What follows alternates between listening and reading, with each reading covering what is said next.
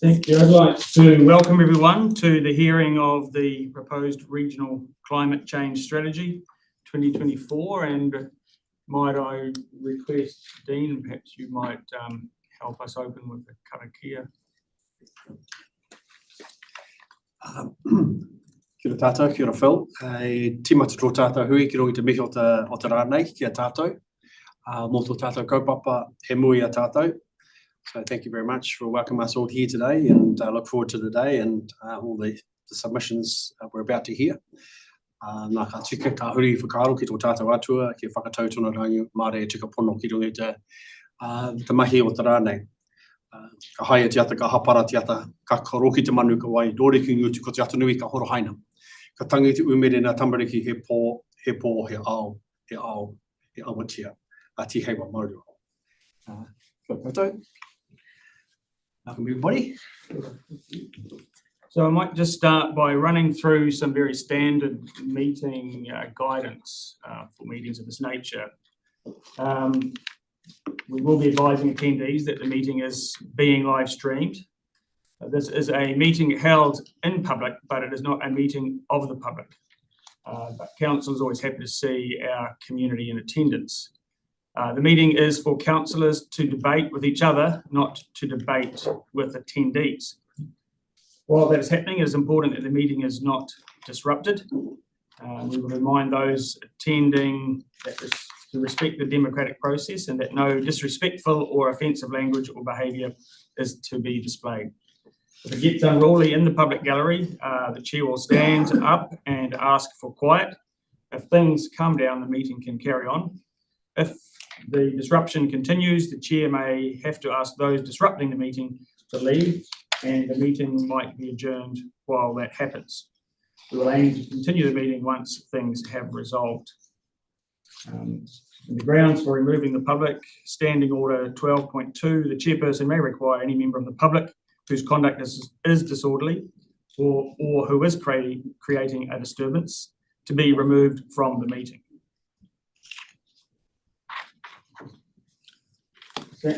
People comfortable and clear with that guidance? Thank you. So I want to just first of all set out the purpose of today's meeting. And so the purpose is to provide the Regional Climate Change Working Group hearing panel with a summary of the feedback received on the proposed Regional Climate Change Strategy.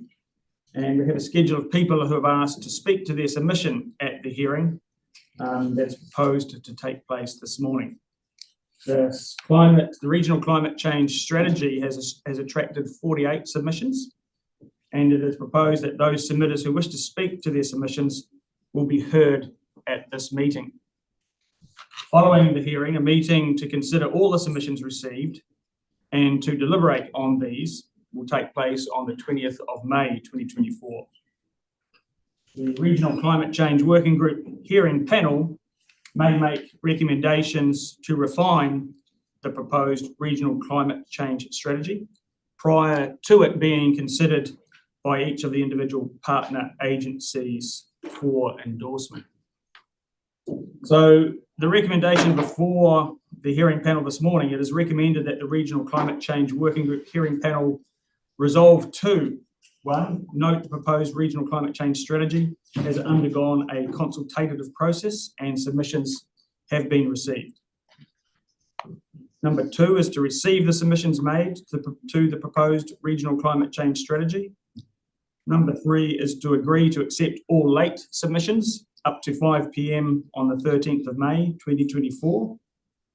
Agree not to receive any further late submissions, and agree to hear all submitters who wish to be heard on the proposed Regional Climate Change Strategy document at this meeting.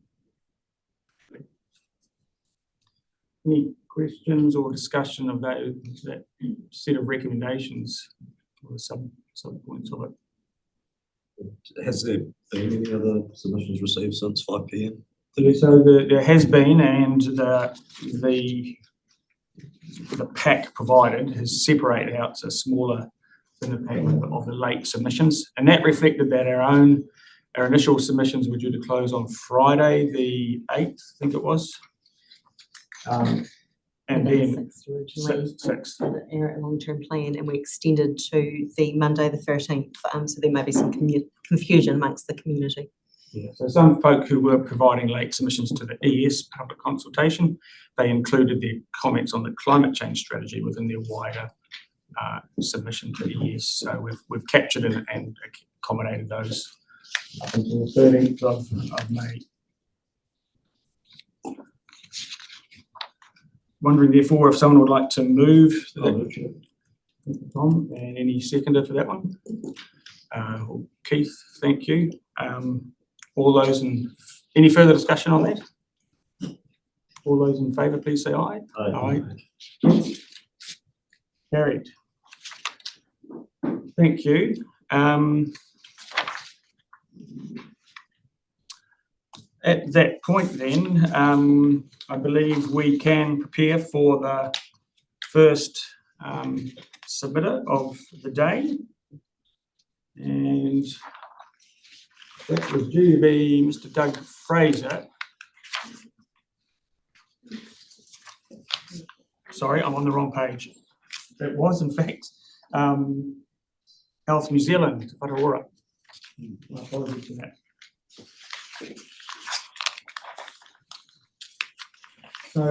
So welcome. I just remind you that this one is being live streamed.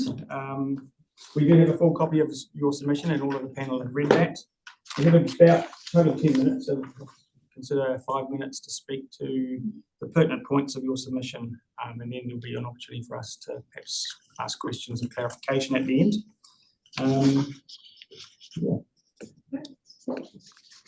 Kia ora koutou katoa, ko Laura Pope te Koingoa.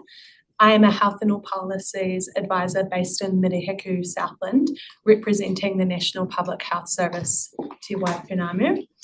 The World Health Organization states that climate change is a global and local public health emergency. Climate change poses a threat to planetary health and health equity. In the Waitaha Canterbury Climate Change and Health Report, climate change is described to be of a larger set of human-induced global environmental changes, which include land degradation, ocean acidification, depletions of the ozone layer, reduced soil fertility and freshwater resources, and disruptions to biodiversity. As a result, from these disruptions, we have seen an increase in climate-related emergencies or hazards. From these, we realise the significance of climate change and its impact and why we need to take action. As a result, we support the development of a regional climate change strategy. It is positive to see collaboration from different local bodies to have a more targeted approach to climate change in Southland. Climate change is not isolated to one geolocation, but rather it influences and impacts the well-being of all. It is necessary then that as a region we work together to try and improve the impact of climate change. We understand there can be hesitation surrounding the impact on climate change from our region, but in order to influence and disrupt the impact, there needs to be meaningful change at all levels of society. We recommend that the Climate Change Working Group look to include more collaboration across other NGOs, businesses and government organisations like NPHS. This will help encourage other groups to buy into climate change, and we can make a difference beyond council. To strengthen the climate change strategy, we recommend the aspirations are improved to provide clear, timely and measurable goals. We recommend removing any ambiguity from these aspirations. By doing this, it will not only keep councils more accountable, but will also enable external partners to have tangible aspirations to aim towards too also. We want to achieve meaningful, clear actions, and in order to do so, the aspirations need to be clear, measurable and attainable. And we commend the regional climate change strategy for incorporating Māori worldview and tikanga. Today, we want to highlight how climate change impacts the health and well-being of our community and why it is important that we, health, are involved in climate change action. Health and well-being are influenced by a wide range of factors beyond the health sector. These are described as the conditions in which people are born, grow, live, work, and age, also known as the social determinants of health. The social determinants of health demonstrate how global ecosystems and climate change impact on the health and well-being of people in society. As stated in our submission, climate change can directly affect health and well-being through exposure to climate hazards, but this can be indirectly also through greater risk of food and waterborne diseases, vector-borne diseases, food insecurity, community displacement, lack of access to infrastructure, and the list can go on. One of our primary concerns when it comes to climate change is how it can impact the more vulnerable population groups. In a climate crisis or an emergency weather event, it is often those that are more vulnerable that are the most significantly impacted. These include rural populations, people living with disabilities, migrant communities, and others that may experience disparities. In summary, today we wanted to highlight 3 important aspects involving climate change in our submission. Number 1, that we support the regional climate change strategy.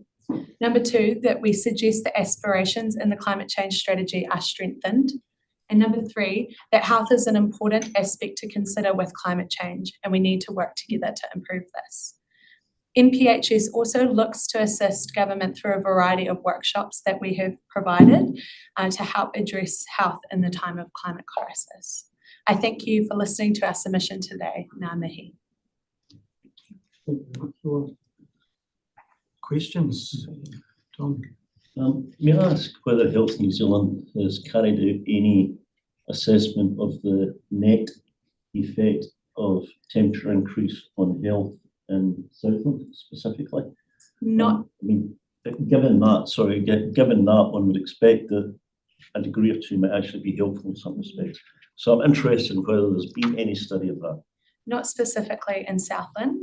We have the report I referred to was done in Canterbury, and we are actually looking to expand that because, as you see, the team that I sit under is a Te Waipounamu or South Island team, but we've also advocated for a regional lens and looking into specific areas like Southland because there's interest down here. So it is definitely something that we're interested in improving, but as of yet, I don't know of any research specifically. Thank you.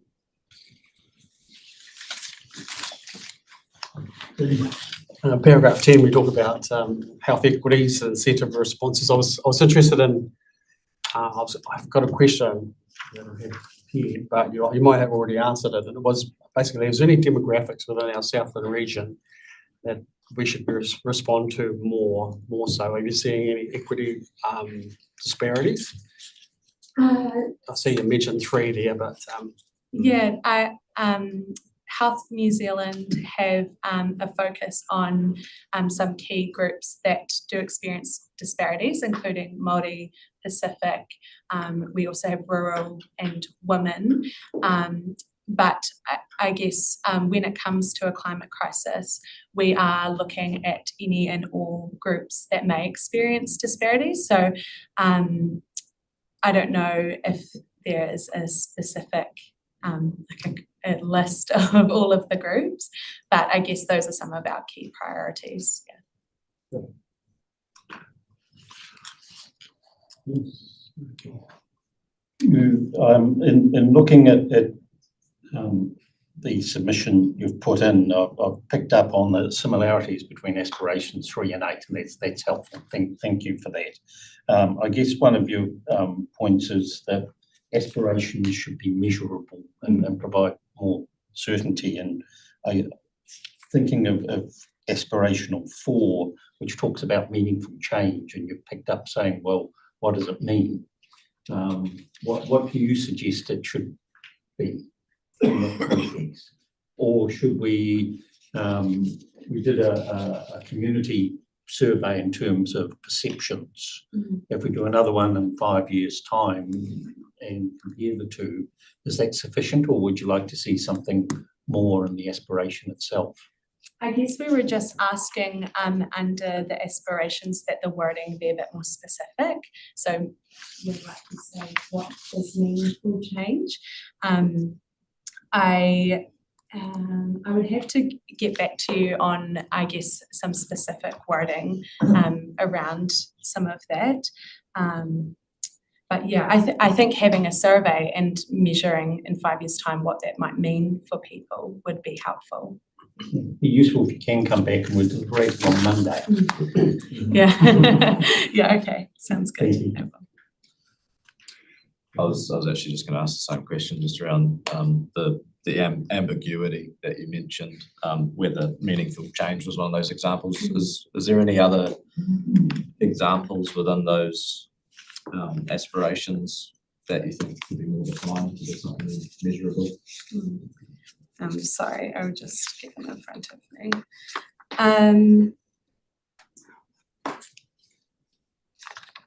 There's a couple of aspirations that have, you know, specific dates, like by 2050 or earlier, and what you know, meaningful change within our generation, meaning 25 years, but like you say, that meaningful change isn't as measurable because it's quite subjective. So is there any other comments just around, you mentioned just the ambiguity of some of the aspirations, or is that what Keith was asking? I think even in that aspirations 8 to 10, I believe the mitigation aspects are very clear and quite direct as to what you're asking. So aspirations 5, 6 and 7. But I guess some of the other aspirations don't necessarily specify what it means. So I guess we were just asking either if there was a way you could expand on that and specify things more clearly. That would be really good. Yeah. Thanks for that. Thank you. And just one final question, just briefly, the focus of the workshops that you've offered, are they focused on building internal resiliency or building awareness of the ways that a council can support others in respect to climate change? Yeah, both and. So the climate change workshops look at how we can focus on the health impacts within climate change and how we can address those, and I guess your responsibilities as well as government organisations and our responsibility, and how we can work together to improve the health and wellbeing outcomes. It sounds very useful. Yeah. Thank you, Laura. That's probably our time up. So thank you very much. Thank you for attending and raising those points, and there will be a written response to your submission following the completion of the deliberation proceedings. Thank you very much, Lee. Thank you so much. Thank you. Next, I'd invite Mr Doug Fraser to join us at the table. Welcome, Doug. Just as you're getting set up, just to note that this meeting is being live streamed.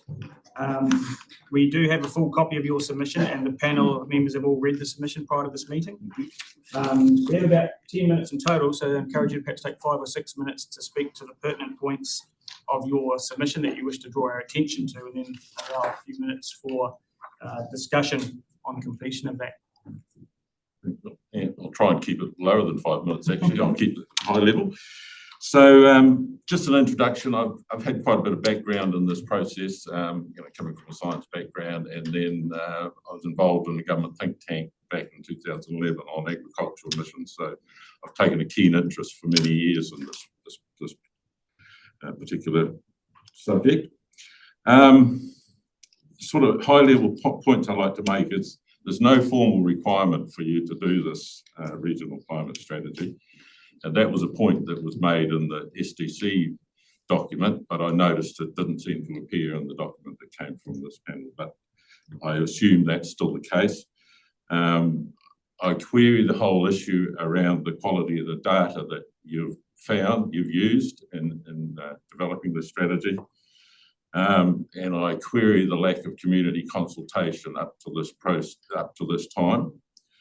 And I'm sort of concerned that a small group of governors, staff and iwi that have developed this program without wider community involvement. So they're the sort of high level points I'd probably like to make. Going down, you know, I said no to generating climate change action. As I said, no requirement for you to do so. It's interesting that the greenhouse gas footprint for the councils involved in this process has not been calculated at all, and you don't intend to do that till 2026. I've known my personal greenhouse gross emissions for my farms for quite a few years now, so it seems extraordinary that you've got a strategy going forward, which is developing processes for the wider community when you haven't even looked at what you're doing yourself. And yet you've got this example of greenhouse gases, as what it's been called, net greenhouse gases developed by Great South. It's not net greenhouse gases. It's not net. It's a gross figure that they've put in there. I bring your attention to the IPPC report from last year, July last year, AR6, that says expressing methane emissions as CO2 equivalents of 28 overstates the effect of global surface temperatures by a factor of 3 to 4. So that's the information you're dealing with, and that's the information you've got in your strategy. I can tell you that on my two properties, one dairy, one sheep, that methane emissions make up 68% of the emissions. Now, I suggest if you take that methane emissions out, which is what you should do if you're looking at it from a purely science point of view, that makes the profile for Southern a lot different and would necessarily make the strategy for this organisation or this group going forward completely different. So again, agriculture is a very important part of this local community. So, you know, I would be against you having an aim for a net zero by 2050 until you get the science right, if you want to maintain a prosperous, viable community. The impact that concerns me most is that we're here today discussing this with a science background, which is I have to say, pretty shonky. So, you know, if you can't even get your advisors talking about net versus gross right, then you need to be, you know, going back to first principles. Yeah, probably that covers the main points, and happy to answer any specific points that come out of my submission. So, Thank you. Yeah, Tom. So, with a Regis submission, it seemed to me to be mainly expressing concern about the mitigation side of what we are doing. And you don't mention adaptation, and of course, when you project forward for councils, the reality is that probably, I'm guessing that probably 90% of the effort, 90% of the spending is going to be in adaptation in terms of preventing flooding. Would you like to comment on that? I mean, is your concern particularly about mitigation? Are you also concerned about adaptation side? well, no, you know, as a farmer, I've been used to adapting to climate change all my farming life. That's my business. My concern is, you know, around points 11, 12 and 13, you're talking about going out to the wider community and perpetuating the myth that I and my community are the major contributors to climate change in Southland. And that is incorrect. And I suggest that, you know, climate change is a thing that's been going on through millennia, and adaptation is the requirement that we've had to do. It's just, it worries me that if you adopt a climate change strategy here and farmers are targeted as the main contributors to that, then there'll be regulatory issues that come up that will affect us in our community. I understand that. I'll take you back to what was my question, is whether if the focus of working councils is reducing the risk of flooding, yep. I mean, would you support that? Oh, yeah. So, I mean, I was trying to distinguish between the two things. Yeah, well, I pay about $30,000 in rates a year to the various councils that I contribute to, ES and South District Council. So I make a big contribution to roading and flood protection and all the likes. Mm-hmm. So, you know, we've got to have, but you've got to have the right drivers, you know. Okay, thank you. Questions? You referred to, and thank you for your submission. I appreciate where you're coming from. You've referred to economic barriers coming out of the net zero. What can you just expand a bit on that?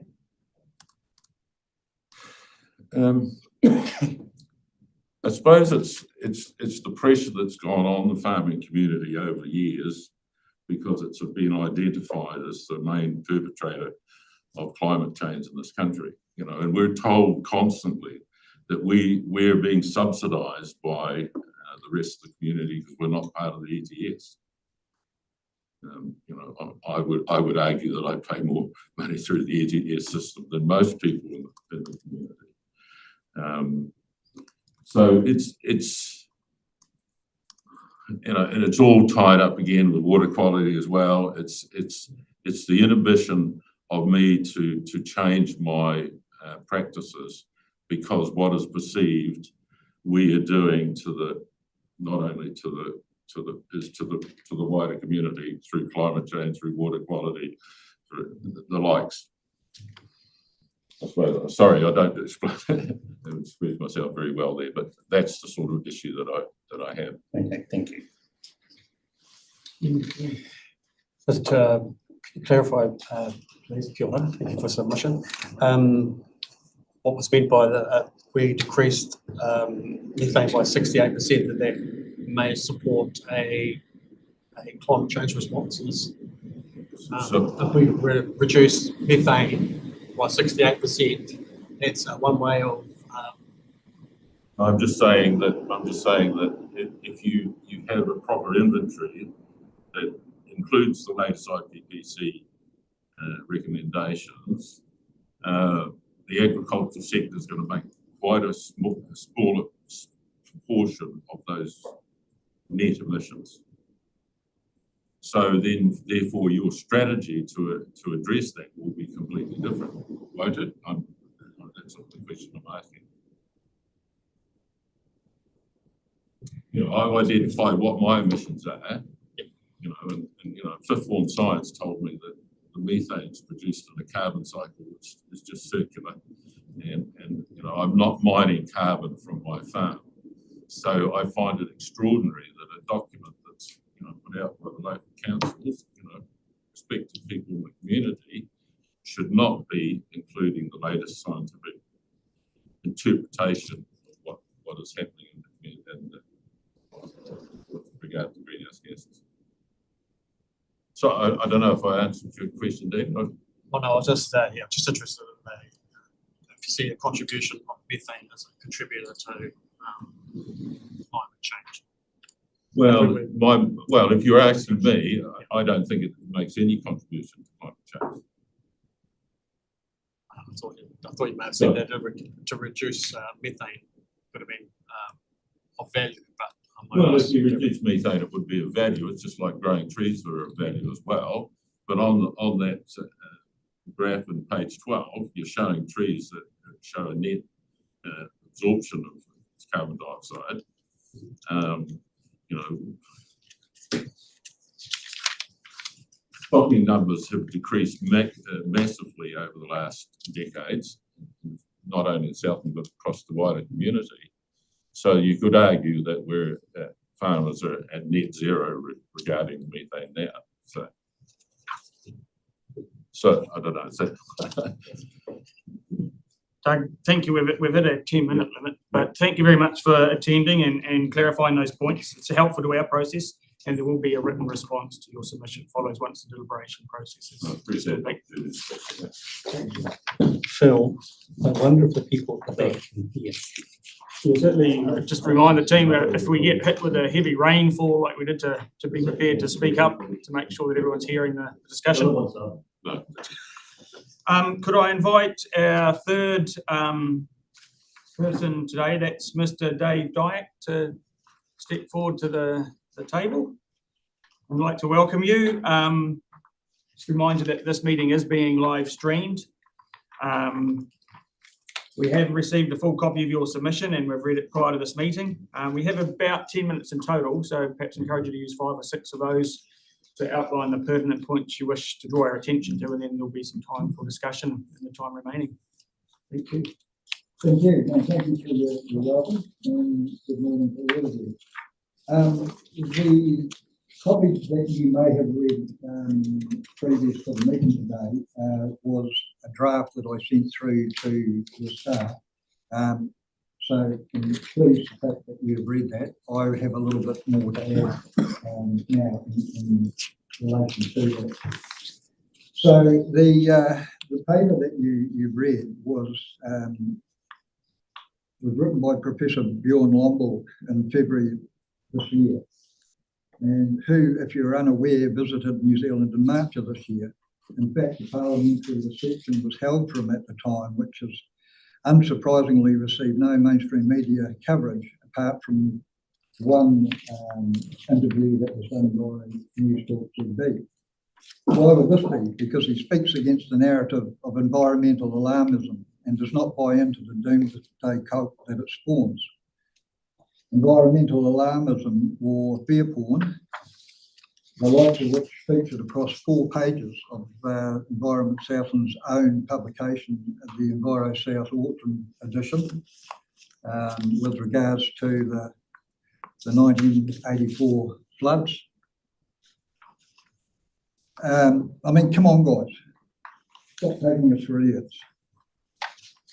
Now let's get back to the working group and the climate change strategy. The working group itself I'm fine with. I see it as a sensible way of collaborating across the region on something that affects us all. The strategy, though, I'm not so fine with. Why would you task this group to devise a climate change strategy whilst knowing they are using data from RCP 8.5 that the IPCC said itself at COP27 in November 22 as the worst case scenario and should be withdrawn, and that RCP 4.5 should be used for climate change model. Given that Environment South and the 3 other councils either have or propose to adopt the working group strategy, and that if adopted, it will involve the spending on an infrastructure of many hundreds of millions of dollars paid for by ratepayers, can we, the ratepayers, not expect you to use the recommended data by the holy of holies, the IPCC, in any modelling? In fact, would you not be derelict in your sworn duty if you do not?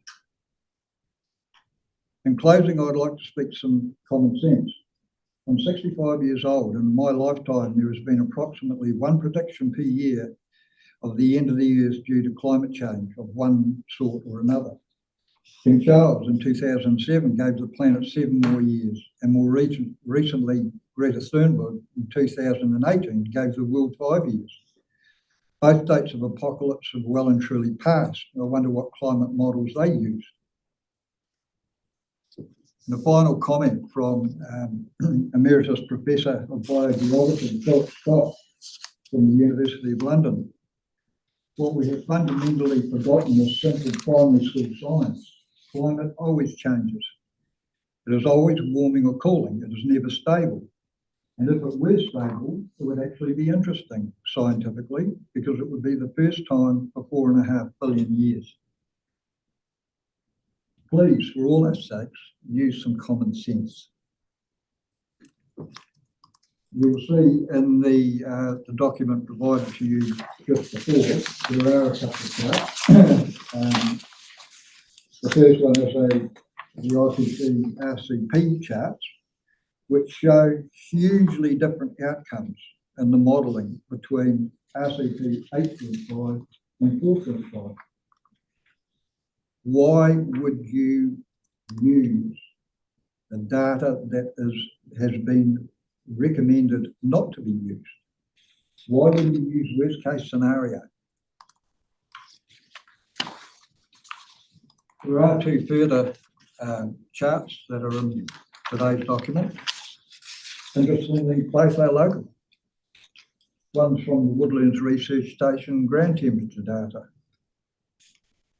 This was the temperatures that was started being monitored some years ago by Great South or Venture Southland as it was then. they showed no significant change since 2007. The temperatures seasonally are quite normally between the two, the upper and the lower margins. The second chart shows you bluff tidal levels. The only significant aberration is a jump in the middle, which were direct results of the Christchurch earthquakes. Since then, you look at the trend, it continues downwards.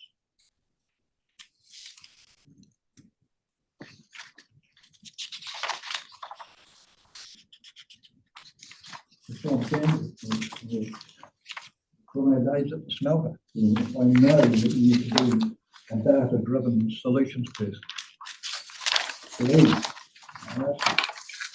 let's use the right data.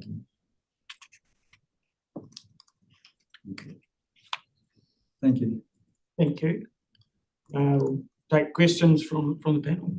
I'm wondering, Phil, if it's appropriate to actually ask the staff for some feedback in terms of the use of the RCP 4.5 and why the data was with a different. I think that in terms of best use of our time, that's something that we might attend to through the written response. Yeah. Okay. To me, that seems more But efficient. we will explore it. Yeah. So I think that's the point I was trying to make.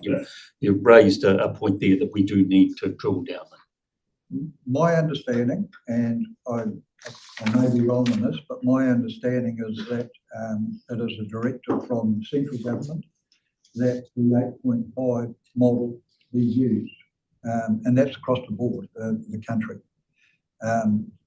If that happens to be the case, my expectation would be that the council at least question why that is the case and why are we're not, using the recommended data.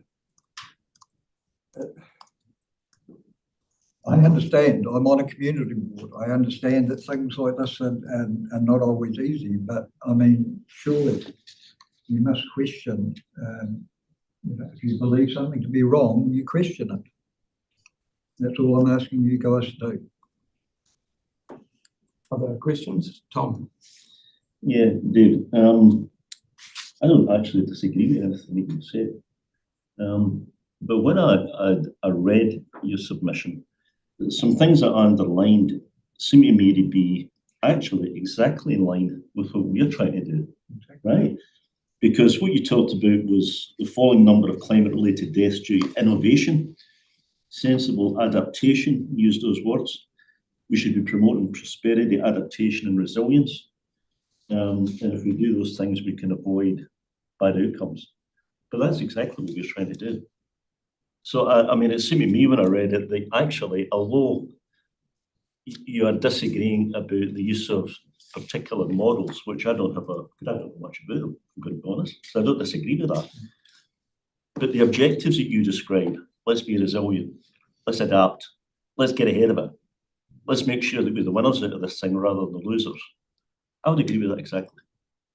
So, I mean, I appreciate your paper, and I just don't think there's a distance between us that maybe you think there is. I don't believe so either. And I believe what I presented to you, what you read prior to this morning's meeting, is pretty much common sense. And there is a little bit of fallibility with common sense sometimes, but generally it's called common sense for a reason.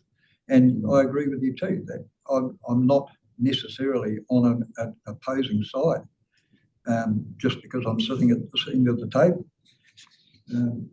But, if there are obvious questions there, they need to be asked. And, as I said, this is solutions to any climate resilience steps that we take are going to cost a lot of money. And things aren't that, things are tight.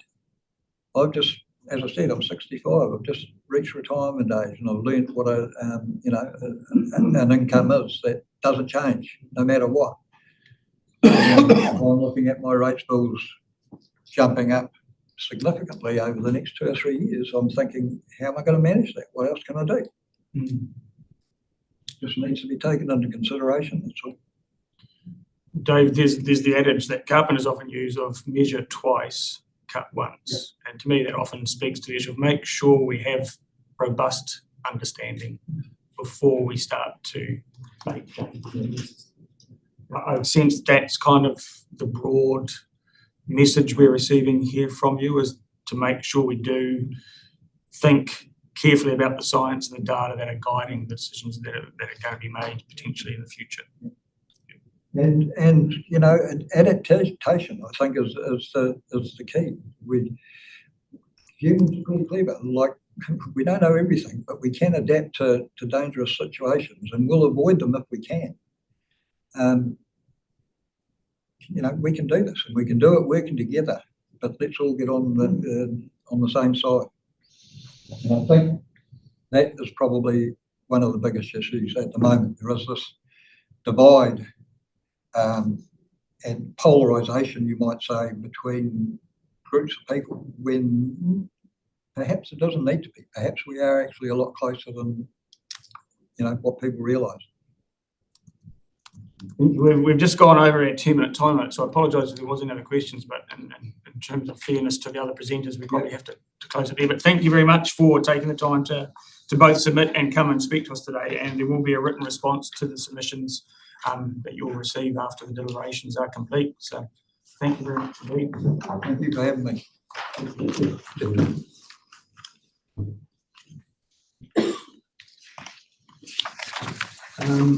Our next presenter was to be Mr Noel Pedersen, but he's an apology for today and hasn't been able to join us. And we did have a break now scheduled, a gap between presenters. So I'm thinking it might be appropriate to adjourn the meeting at this point with an expectation that we'll reconvene perhaps 5 minutes ahead of our next presenter, just to make sure that everyone's in place and that our technology is working.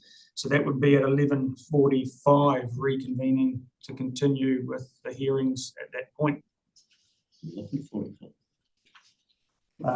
Federated Farmers were down to speak this morning. I've got them on our schedule at 2 o'clock. Jason. I've got an earlier version then. Yes, it was changed yesterday. So. Yes, we've got essentially an hour's break before our next speaker joins us. So we'll adjourn there and reconvene at 11:45. Thank you. So who will be next up then? Next up is Dr. Rebecca McLeod from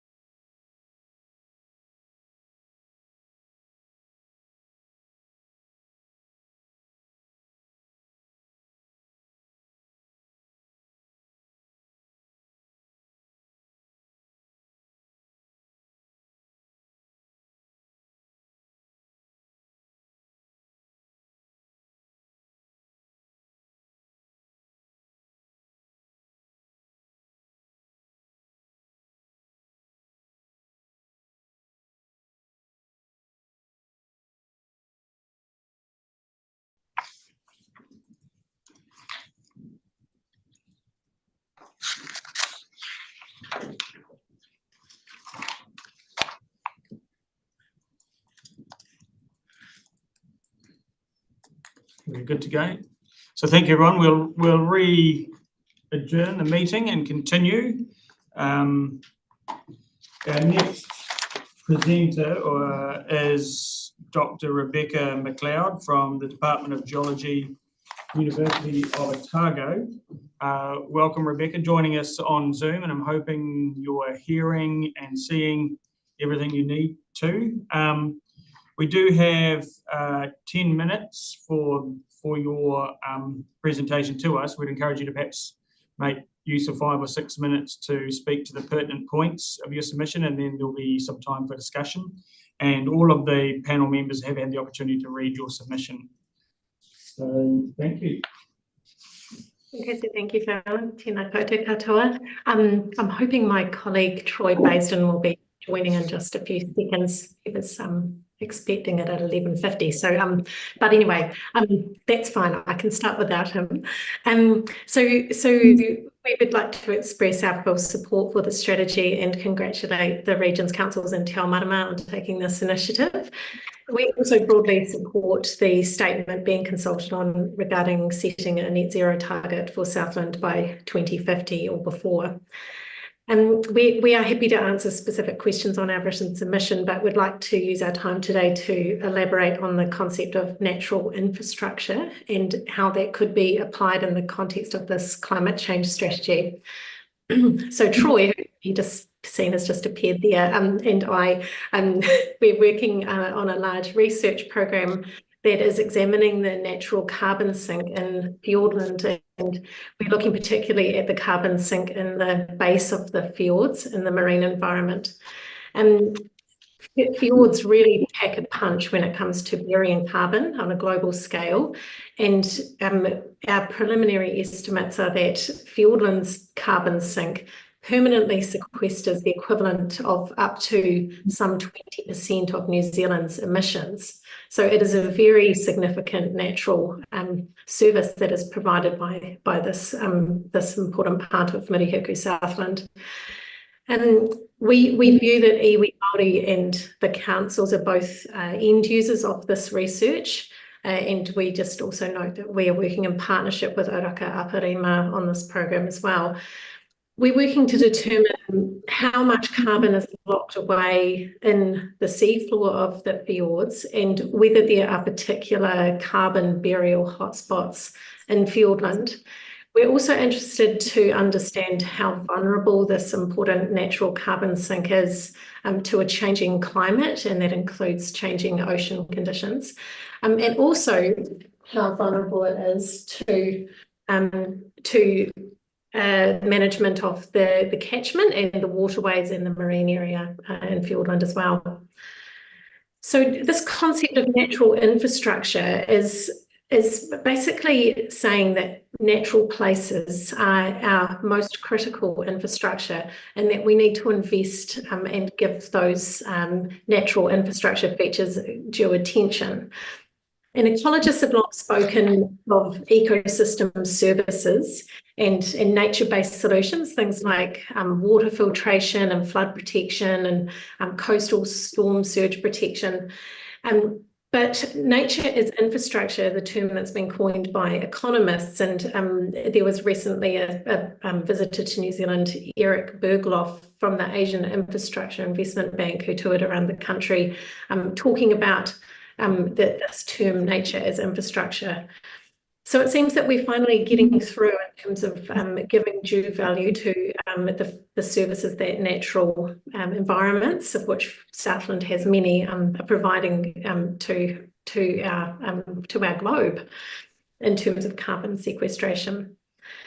So I guess, you know, there's been councils tinkering away at sort of greening up grey infrastructure, things like living roofs on buildings and living walls and things like that. But the vision that's been raised by economists is that solutions sort of redefine nature as infrastructure, and places like forests and wetlands and coastal environments deliver infrastructure services, critical infrastructure services, if they are appropriately managed.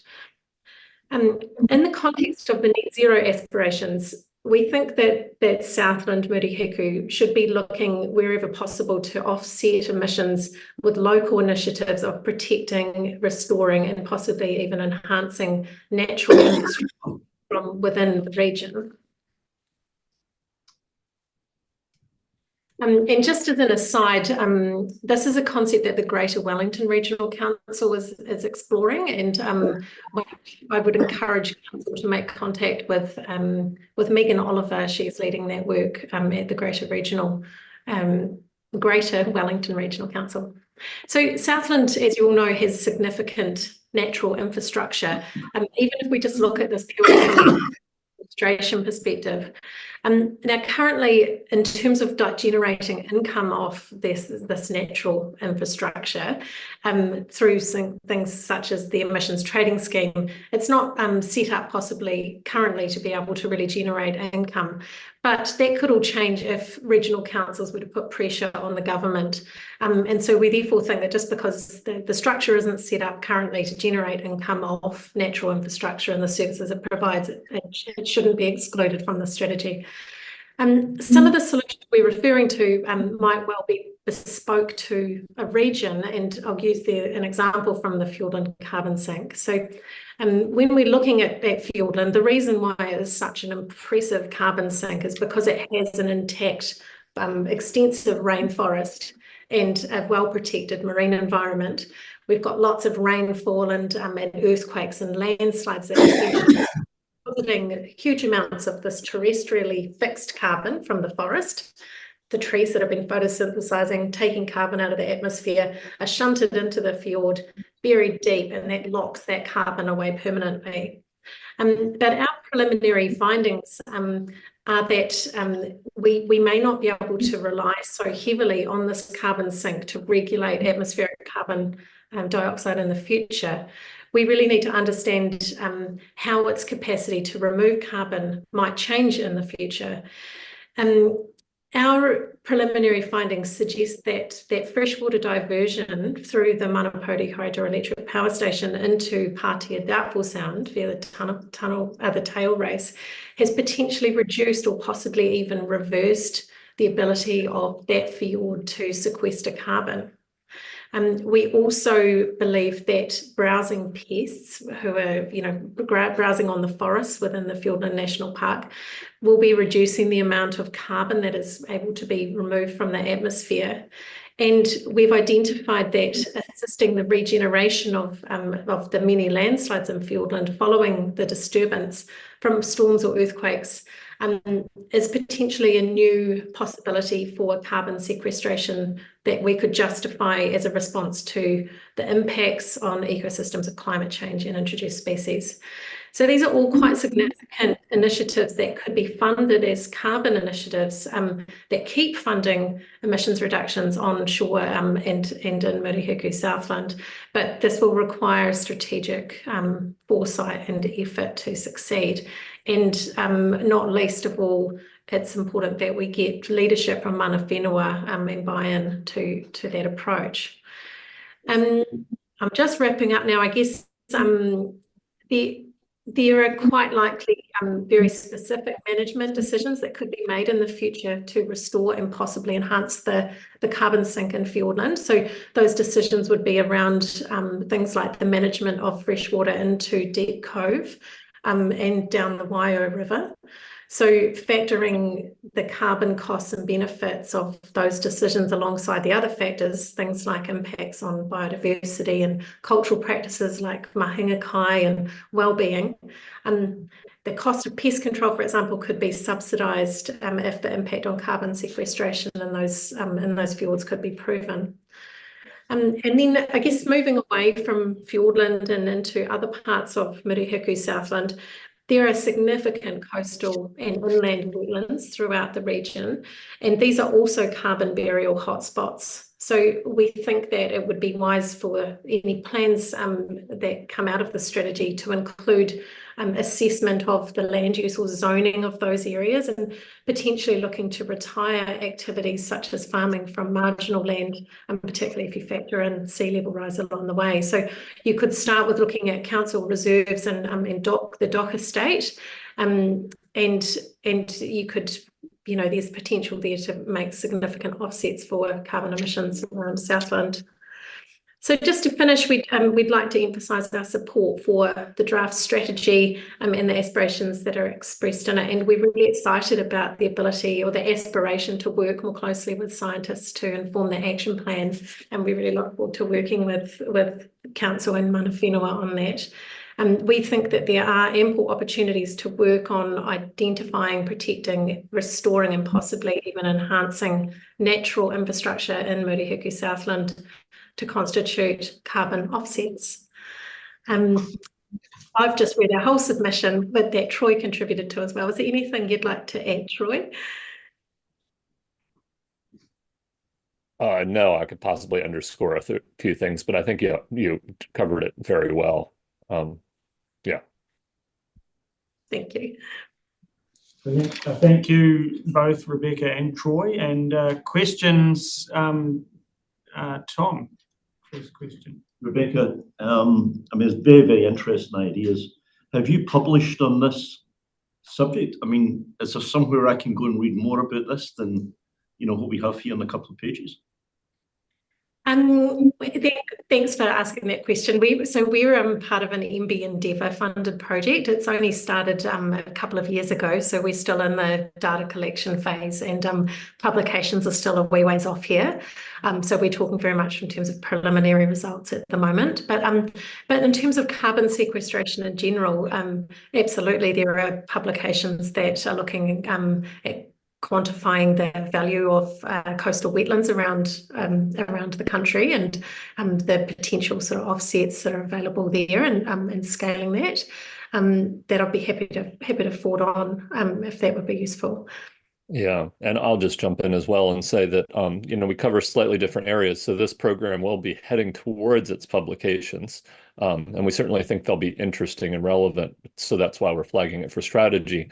There's a long history of this area of research. You know, I'd emphasize a string of publications internationally that go back to at least 1998, where most of the relevant publications that really touched on New Zealand were done up around the Hikurangi margin, and looking at the source to sink in rivers of the East Cape that generate an awful lot of sediment that goes down into the ocean. And then this is an opportunity to sort of relaunch some of those same ideas in Fiordland. Yeah, Keith, you got a question? Thank you for that presentation. Something new is what you've given us to think about, so that's appreciated. Do we have the technology for blue carbon sequestration that's viable? In there, are you talking about the technology to monitor and measure and report in coastal wetlands? Is that what you're referring to? Yes. Yeah, I think there's in the marine space there are lots of opportunities for carbon sequestration, and you know, there's the kind of restorative approach, and things like re-wetting wetlands or planting mangrove forests, for example, right through to some pretty sort of manipulative approaches, adding chemicals and fertilizers to the ocean and offshore. Of all of those approaches, the restoration of coastal wetlands is definitely the closest to being framed up into a carbon market type approach, I guess, and a monitoring, reporting, verification framework.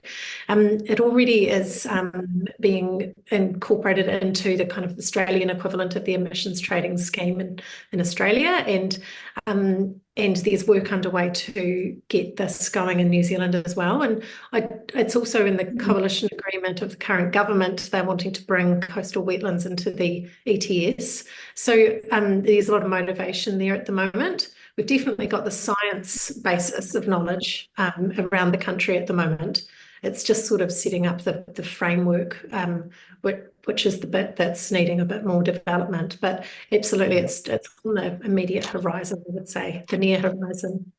Yeah, if I were to say that some of the same points, so Rebecca covers more ocean sciences issues, and I cover the more terrestrial cascade of sedimentation and terrestrial productivity issues around carbon sequestration.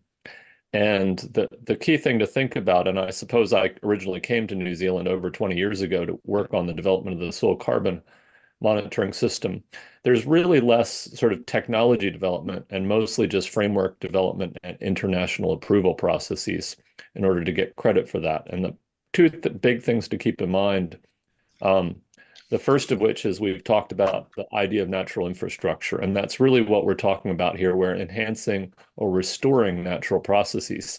The natural infrastructure builds itself. We just got to get out of the way in many cases or enhance it. So that's a real opportunity that doesn't require a lot of technology. What it requires is accounting frameworks.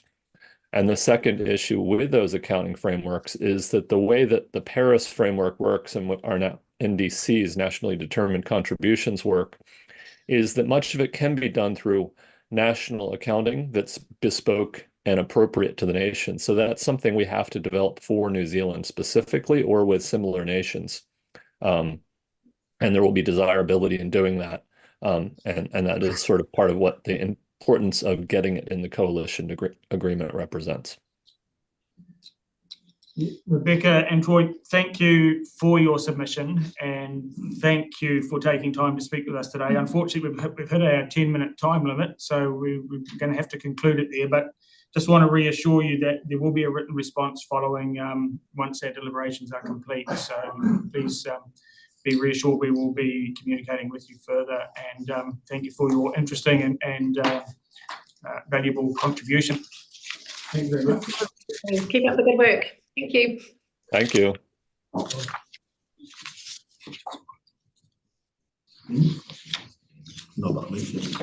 Thank you. Okay, we've got Mr Michael Weusten. I invite you to come forward, and thank you for joining us. Just let you know that this one is being live streamed. We have had a copy of your submission and all the panel members have read it. We've got about 10 minutes, and we'd encourage you to perhaps consider using 5 or 6 to speak to the specific points that you want to draw our attention to or give emphasis to. And then there'll be a bit of time for questions, clarification from the panel. Thank you. Thank you. It's a pleasure to speak in front of the committee. My primary concern is the countering of the danger of significant investment and expenditure in areas that are both unproven or create a significant additional burden on local constituents. There's a real danger that this whole world favouritism almost now on CO2 mitigation and everything comes with huge possible mitigation costs.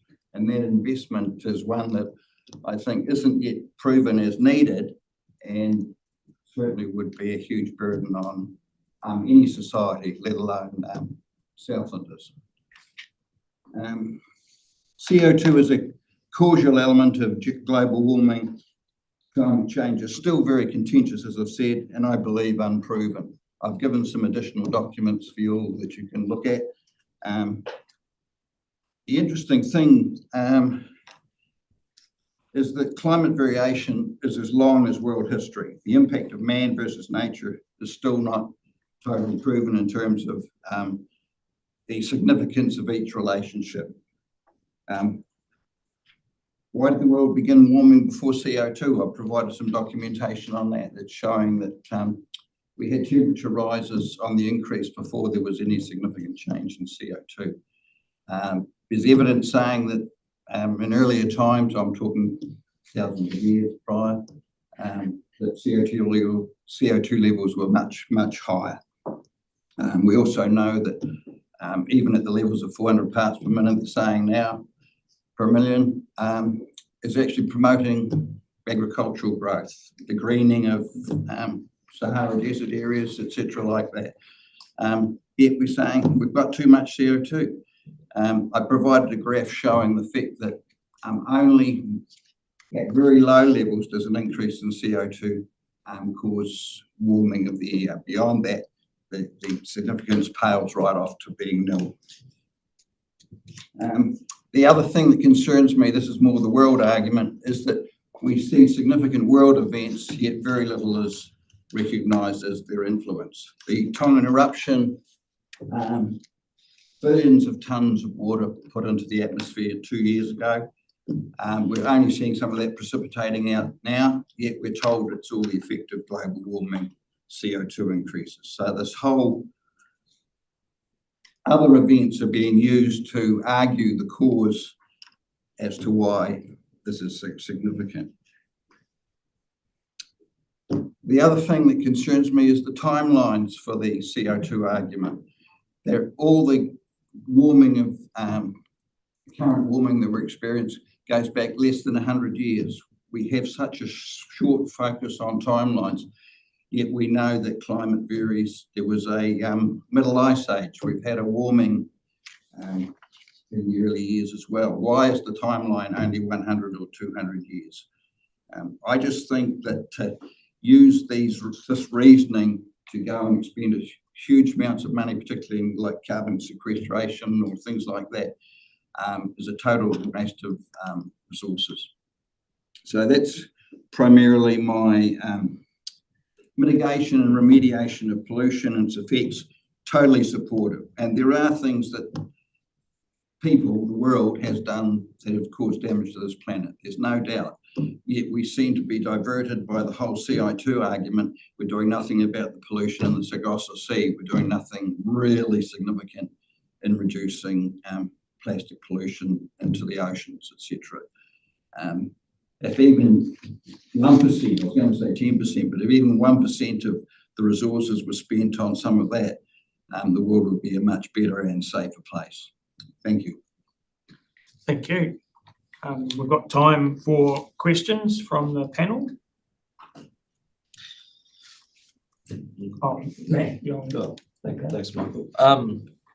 So just clarifying, so you do support initiatives to prevent pollution in general? Correct. It's just the focus on the CO2. Well, that's where the expenditure seems to be hugely going. Like even areas we talk about, we've got higher rainfalls at the moment. Yes, we have. We've got rivers that are filling with gravel because we don't allow the extraction now to keep the riverways clear.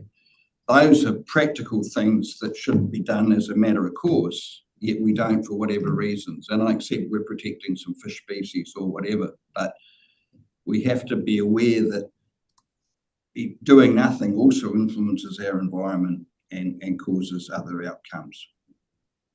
So that's where I was coming from. But regarding there's no doubt that there's excessive pollution in the world, right? There's no doubt about that, and I'm not arguing against that, but I'm saying we can't in little old Southland, let alone little old New Zealand, be the world's premier example at the huge cost to our society to set an example that the world largely ignores. We might get a pat on the back from some people, and you'd say, well, someone's got to put their hand up.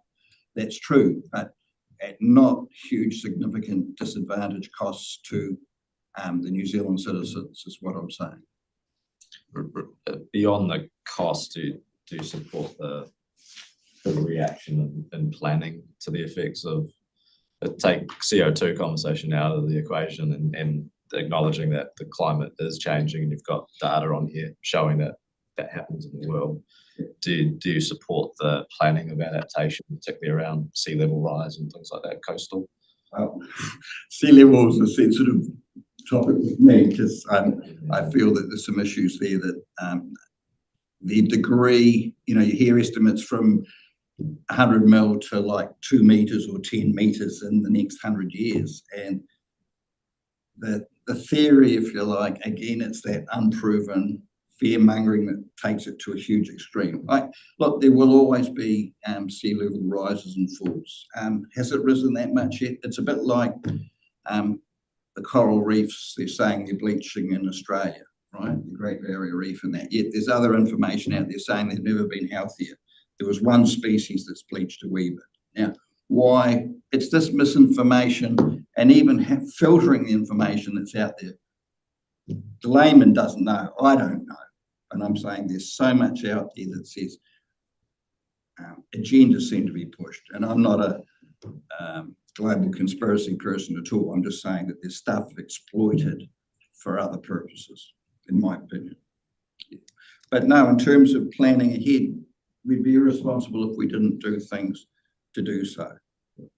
We know that the events, some things,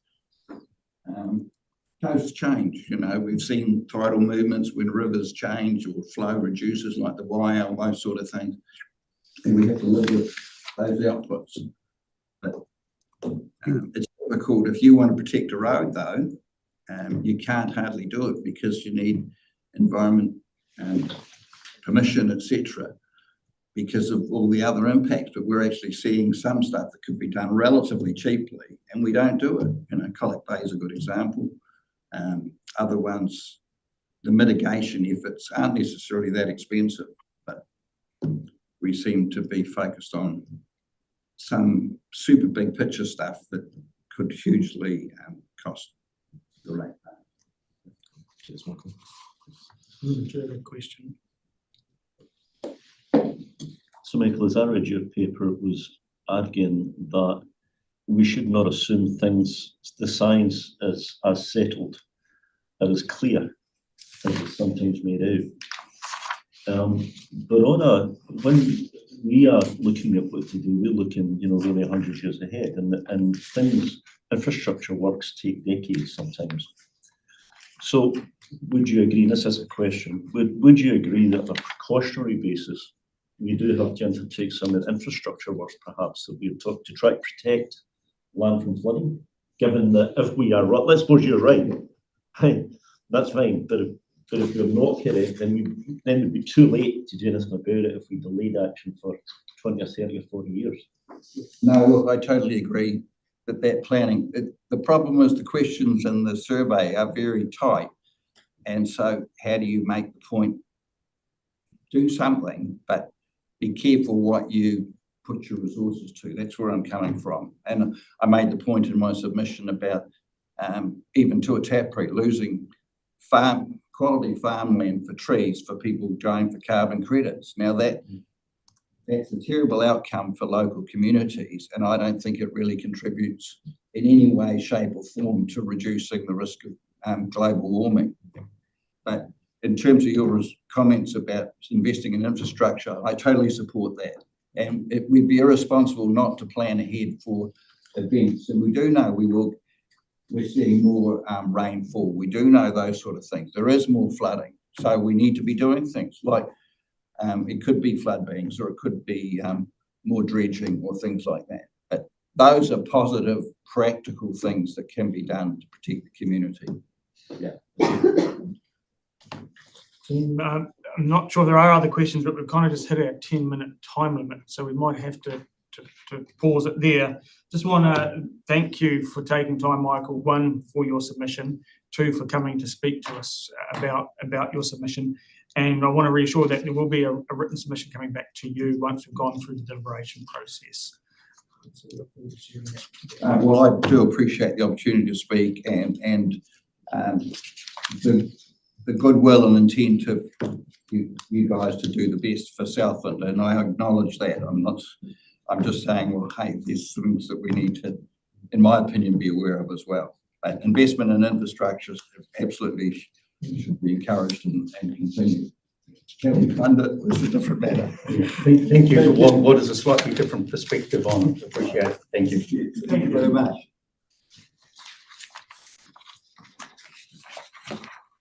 Hey, we'll turn now to our next speaker. I think it's Mr. Ian McIntosh joining us on Zoom, speaking on behalf of Mr. Bradley and Mrs. Jane Sycamore. I understand that's the case, and I'm hoping you can hear us and see us clearly. I can. Can you hear me? Yep, we're hearing you loud and clear. Can you see my screen? We're seeing you in the Zoom camera. We're not seeing, are you doing a screen share? I have pressed the screen share. Here we are. I'll try this one. Is that better?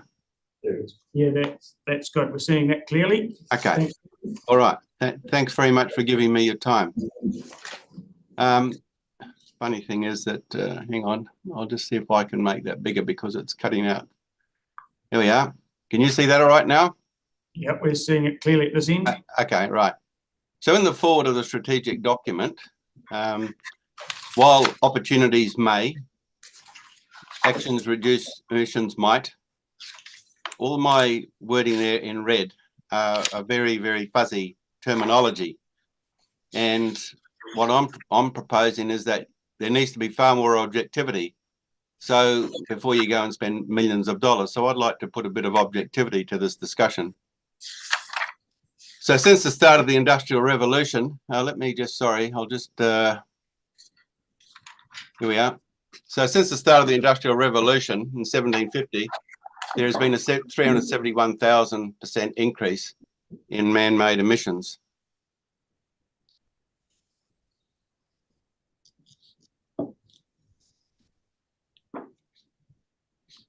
Yeah, it's a wee bit unfortunate here because the screen's a bit out of the way here. And I can't minimize that, can I? How do I show that so that we can probably see my wording on the right hand side? Anyway, I'll just have to go off the top of my head. So the NOAA data, I'm sure you're all familiar with who NOAA are, National Oceanic and Atmospheric Administration in America. Since 1807, there's been a linear increase in sea level of 1.04 millimeters per year, despite an exponential increase in emissions of 120,000%. NOAA data shows that at Littleton since 1922, there's been a 2.9 millimeter linear increase per year, despite an exponential increase in man-made emissions of 1,217% over the same period of time. NIWA records since 1909 showed Dunedin's maximum average and minimum temperature show a linear increase not related to emissions. For Dunedin, it's 0.02 degrees centigrade maximum per century increase, despite a 1,300% increase in man-made emissions. In Lincoln, since 1909, the figure's 0.62 degrees linear in maximum temperature, despite an exponential increase in man-made emissions, 1,300%. Report commissioned by the Selwyn District Council shows that in Lincoln, over 126 sites since 1910, the rainfall mean and extremes has shown no change. You can read that report for yourself. It's publicly available. Despite a 1,300% increase in man-made emissions, carbon dioxide emissions. Similar report shows that over 4 sites in Canterbury since 1893, the annual maximum 5-day rainfall hasn't changed, despite a 2,100% increase in man-made emissions. And a report commissioned by Selwyn District Council over the South Island since 1955, there's been a decrease in westerly winds over the whole South Island, despite an exponential increase in emissions of 608%. So by now you should be asking if an exponential increase in man-made CO2 emissions isn't causing the very slight increases in temperature and sea level and making no difference to rainfall averages and extremes and slightly reducing westerly winds, then what is? Lincoln University Farm Technical Manual shows the little ice age of only 270 years ago explains everything. The temperature is still increasing. It was the coldest 270 years ago, and since then it has been warming. We couldn't have caused the warming after the previous ice age, as the Industrial Revolution came later in 1750. So what makes you think we are causing the temperature rise now? The little ice age began in the 1300s and it peaked around 1750, and we are still recovering from it. The Industrial Revolution is marked there as well. The oldest temperature records in the world, they commenced soon after the thermometer was invented around 1654. When we transpose those records over the little ice age records that I've been showing you, there's an extremely strong correlation, as do the world's oldest sea level records, as do 110 years of Dunedin's temperature records. So what climate change outcomes are you going to measure to prove success, and how are you going to measure them? Temperature, sea level rise, wind, rainfall? How are you going to do that when New Zealand produces only 0.087% of the world output of CO2 emissions in 2020? When China is 30.7% and they're building 2 coal-fired power stations a week. India is 7.6% and they're the world's biggest producers of milk. And yet China and India are 2 countries who have no emissions limits. And why would you use climate models with 200 to 400% error in predicting historic temperature to make future decisions? This data came from a man, or comes from a man who won a prestigious science award when he was at NASA for putting the satellite into space that measures the Earth's temperatures. He's been doing that since 1979, and also doing balloon measurements as well of temperature, and you'll see they're very close, but the models are closer. Models are very inaccurate. So why would you use them to predict the future? I plead with you to use truth and objectivity in your decisions, not politics or ideology. Here are some words of wisdom to encourage you. Jesus said, do to others what you'd have them do to you. Einstein said, the measure of intelligence is the ability to change. And what is right is not always popular, and what is popular is not always right. And few are those who see with their own eyes and feel with their own hearts. And finally, the world is a dangerous place to live, not because of the people who are evil, but because of the people who don't do anything about it. So here's a French electric police van powered by a diesel generator. It's a screaming example of how ridiculous it is to be taxing your own people for a theory so desperately short of evidence. And by the way, the rise in temperature of the Little Ice Age explains the slow rise in CO2. Just watch that short video. It's just over 3 minutes. It would be taught to high school physics students. Thank you. Thank you for that, Ian. Questions from the panel? Tom. Ian, clearly your view as a minority one, it may be correct, and it may not be, but picking up in your first slide where you picked out words like may, level of uncertainty. Now my house may burn down, probably won't, but I still take out an insurance policy. Would you agree, and this is a question, would you agree that there is enough body of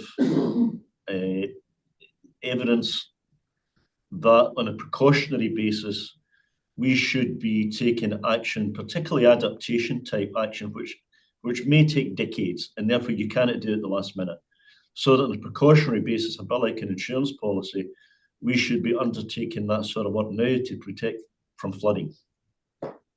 Well, where do you stop? I grew up in Northern Australia, and we used to build our houses on poles because we got cyclones and floods every now and then. But the floods aren't getting any worse, and the cyclones aren't getting worse. And that's the Australian meteorological data over the last 100 years. So I don't know what justification anybody's got to now go and spend money on infrastructure, and where are you going to stop on it? Like, to go around and put every house on poles just for the sake of making sure they don't get flooded? It'll cripple the economy. And I totally refute the fact that I'm in the minority. The only reason I'm in the minority is the propaganda that's gone around this, and because people who are preventing highly qualified scientists from speaking into the situation, like Professor Happer. I just wish all the information was allowed to be put on the table before a whole lot of money was spent, because I think it's a travesty, and I can see no justification. The data that I presented gives absolutely zero justification for any capital expenditure on the sort of projects you're talking about. And after all, truth is truth. And if anybody can refute that data, and I've presented this data to a lot of people now, and I've had professional engineers scrutinise it, and nobody has been able to show where my deductions are wrong. And I'm more than happy to put them out there for any forum at all. I'm more than happy to come down and see you folk as well. You can get anybody you like in the room, and if you're going to do justice to science, which I've had to do for 40 years, you will put all your theories on the table and let it get critiqued. And unfortunately, that isn't what's happened with this whole climate change debate. It's been driven by propaganda. It hasn't been driven by truth. Okay, thank you. Time for one more question. Matt, did you? Oh, thanks, Ian. I was interested in the graph you showed on the Little Ice Age, showing an increase in temperature based on the cycle of a Little Ice Age. So taking the Industrial Revolution and the CO2 conversation out of it, with the basis of that graph and the increase in temperature of coming out of a Little Ice Age, do you think that will have an effect on polar ice caps and sea level rise, and therefore needing to plan where we build, where we put critical infrastructure? That's not having any comment on CO2 or emissions, just your graph based on the little climate change coming out of that period. Yeah, and I really want to thank you for that question. And these are the very questions I'd love to be able to present over a longer period of time. I was absolutely blown away when I found the evidence from Antarctica on the sea ice. Now, you'll remember I mentioned earlier on a chap who used to work for NASA and won a prestigious science award, and I showed you those graphs. Well, the satellite that was put into space to measure the Earth's temperature also started taking photographs of the ice. And 90% of the world's ice is in Antarctica. So when you compare the ice in 1979 to the ice that was down there 40 years later in 2019, there was more ice there in 2019 than in 1979. And the amount of ice that shrinks and grows in Antarctica is an area twice the size of Australia. It takes 5 days to drive across Australia and 6 days to drive up it. So take an area twice that. That's how much ice shrinks and grows every year. But in 2019, there was more ice than 40 years earlier. However, the Arctic is different. And when you go and look at that information, you find a totally different explanation. And what had happened is in 1750, they started recording where the ice was in Glacier Bay.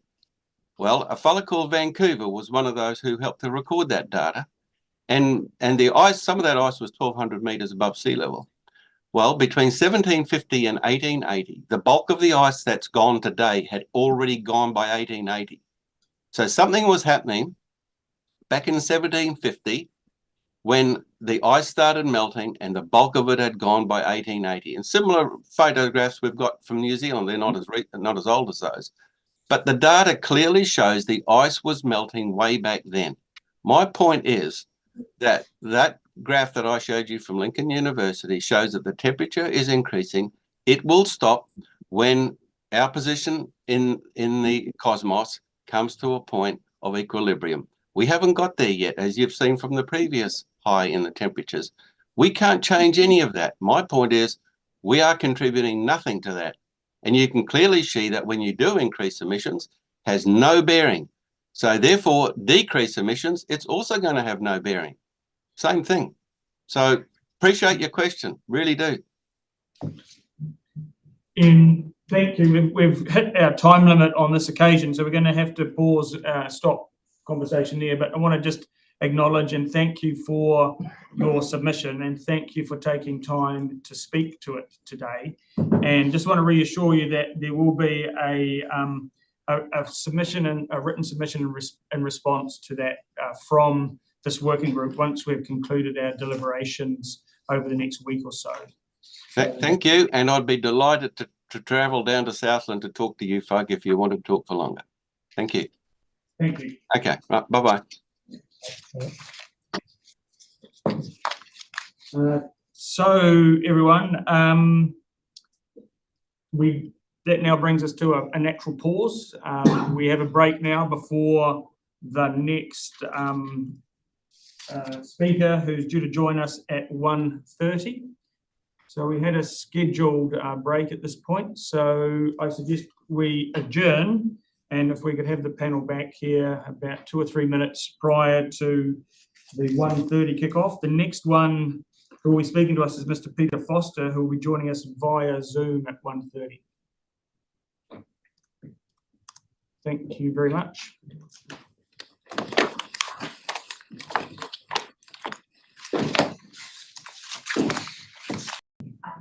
To YouTube.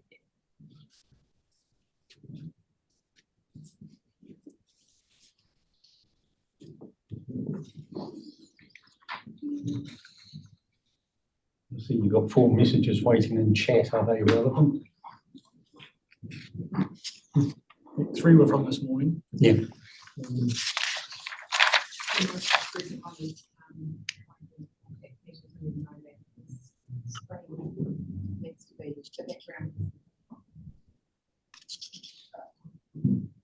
We are live now. We are live? Okay. Wonderful. Well, thank you, everyone. We'll continue with today's hearings. Thank you for the efforts this morning, and thank you for everyone being back on time. So our next presentation is from Mr Peter Foster, who's joining us via Zoom. And Peter, I'm hoping you can hear us at your end. I can hear you. Can you hear me? Yes, we're hearing you. Now you've got is that your intention to have that background on display? We're seeing yes, because I want to move my head so you can see it. Okay, thank you. It doesn't make me look very nice, but we've got about 10 minutes for this presentation, and so we perhaps encourage you to consider using 5 or 6 to speak to the key elements of your presentation, and then there we might have some questions of clarification that follow. So, yes, would you be happy to share your screen? Would that help? yes. Well, I presume you can see my screen. Well, we're seeing your screen, but we've got your face in front of it, sort of obscuring. Yeah, I can move aside, so then you can see it. Okay, and can we adjust the view so that we've got the speaker enlarged?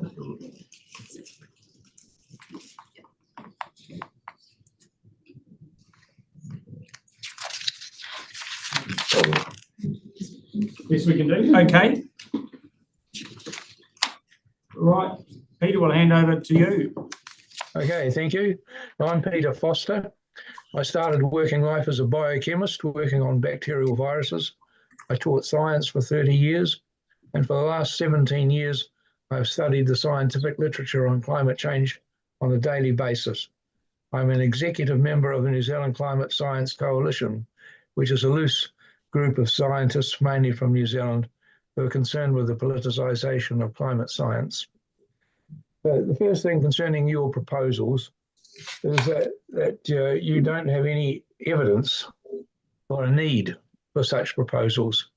If we look at your Southland temperatures, which I bet you haven't done, we see that Invercargill in the last 100 years has increased its temperature by its maximum temperature, by 0.12 degrees. Hardly cause for concern. If we look at the extreme events in Southland, well, I don't actually have those figures, but I know that for New Zealand, in the period of 1868 to 1890, the number of Gabriel-type events were 1 every 4 years, and we haven't had that of late. So there is little evidence there. If we go to the IPCC, which is supposed to be your Bible, then the IPCC said that in its latest report, AR6, that virtually no, with one exception, no form of extreme weather has increased beyond natural variability. No form of extreme weather has increased beyond natural variability.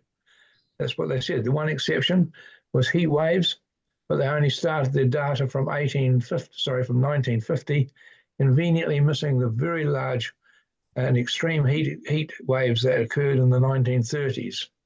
So that's a bit of manipulation there. So there is no justification for a climate emergency. The organisation Clintel has signed a declaration which it sent to the UN, signed by over 2,000 scientists, saying there is no climate emergency. So what is the issue? Why any money you spend on climate and on employing people to do those great reports is total money wasted, ratepayers' money wasted, won't achieve anything. Okay, so now one of the things that confuses people is that the models, the climate models, sorry, I mean the sea levels first. Sea levels are a cause of concern for most councils. Let's look, I'm just going to move myself out of the way. Go this way, move myself out of the way so you can see this graph. The lines along the bottom are the tide gauge readings from the main New Zealand ports. And you can see that they're basically a straight line, a linear increase. For Dunedin, it's 1.36 millimetres a year. For most of New Zealand, it's 1.7. The difference depends on the subsidence at the various ports. And we look at CO2, and you can see that from here, I don't know whether you can see my hand on the thing, from here, about 1950, is when it started to increase. And you see that the sea levels have not followed. So in 70 years, sea level has not increased at all. CO2 has, but the sea level hasn't. Now, the main thing that was going to add water to the sea was melting of Antarctica. But Antarctica is actually cooled. East Antarctica in the last 50 years has cooled by 2.8 degrees, West Antarctica by 1.6 degrees. Only the Antarctic Peninsula has warmed. There are a couple of glaciers which are melting underneath because they are underlain by active volcanoes. So you're not going to get any great water suddenly coming from Antarctica to make the seas leap ahead. So that stuff is just pure nonsense. Now, the next issue I wish to deal with is the climate models. The climate models have no basis whatsoever. They are used by all your consultants. They use a scenario called RCP 8.5, which the IPCC said last November should not be used. Neither should RCPC, well, now I call them SSP 6, because they were too extreme. They don't represent reality at all. But all your consultants continue to use them, so they produce results which are just useless. The second thing about the models is their inputs are guesses.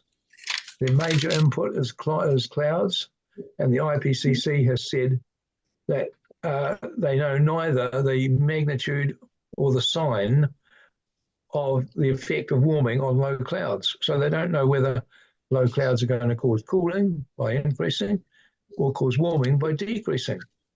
And if you don't know that, then no model is going to come out with a prediction which is anywhere near correct.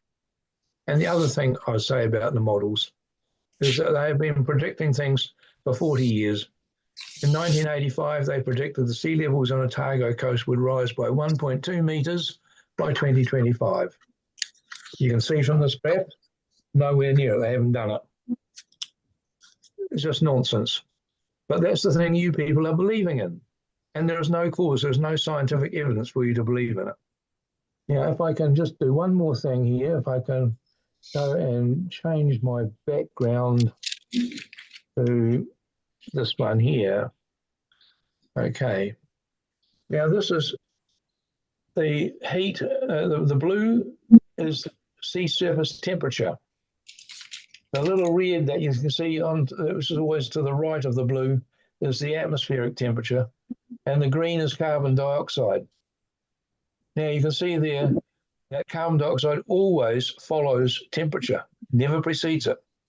But if the theory that CO2 drives climate change is correct, then CO2 should be leading, but it doesn't. And if we look at the interglacials, that lag is 800 years on average. So there's no way that carbon dioxide, because if carbon dioxide drives climate change, then CO2 must rise, every time, must rise before climate temperature and must fall before cooling. It doesn't. The reverse is true for a very logical reason, which I'm not going to go into right now. So there is no justification. In fact, it's very, very questionable whether CO2 drives climate at all. And just one more little change here to this diagram. Right. This is the flow of temperature. So sea surface warms or cools. Half a month later, the air temperature increases above the water. 2 months later, the global air temperature, land temperature increase, and 11 months later, it moves to the ocean depths. And CO2 follows that about 10, 11 months. So this totally destroys the concept of CO2 causing global warming, because if it did, it should be the atmosphere that warms first and then warms the ocean. And it's physically impossible for the atmosphere to warm the ocean. Okay, at that point, so nothing you do will have any effect on climate. Anything you do will simply waste your ratepayers' money. So I think you should just can the whole thing, get rid of your science advisors, because they're no damn use to anyone, your climate advisors. And if anyone who tells you that they can predict what the climate is going to be in 50 years' time is a charlatan, a liar, it should be whatever you want to do them, but there's no point in employing them. Okay, I'll finish with that. Thank you. Thank you. We've got a little bit of time left for questions from the panel. So I'll just put that out. What questions emerge for the team at this point?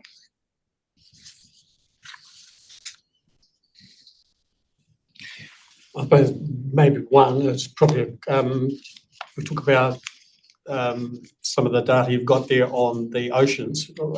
We have noticed that the water temperature in Southland is becoming more warmer and warmer. What are you thinking about that, just in terms of your understanding? Well, the evidence is quite clear that the increase in deep ocean water temperature is paralleled by the increase in seismic activity. And some of that seismic activity is particularly strong just north of New Zealand in the Kermadec region and extends across to the bottom of South America. And the correlation between the deep sea surface temperature and that seismic activity, which is from along mid-oceanic ridges, is very strong. And the second thing is that we have had a pattern of weather which is called a meridional jet stream, which means the jet stream wildly goes north and south instead of just flowing gently westward. It has these great swings. And when it has these great swings, it causes blocking highs to form. And when blocking highs form, they allow the sun to heat the sea wherever that blocking high is forming.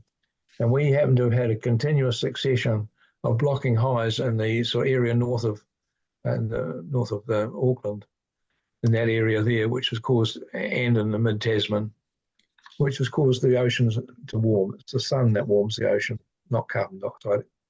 As I said, carbon dioxide physically cannot warm the ocean. It cannot radiate back into the ocean.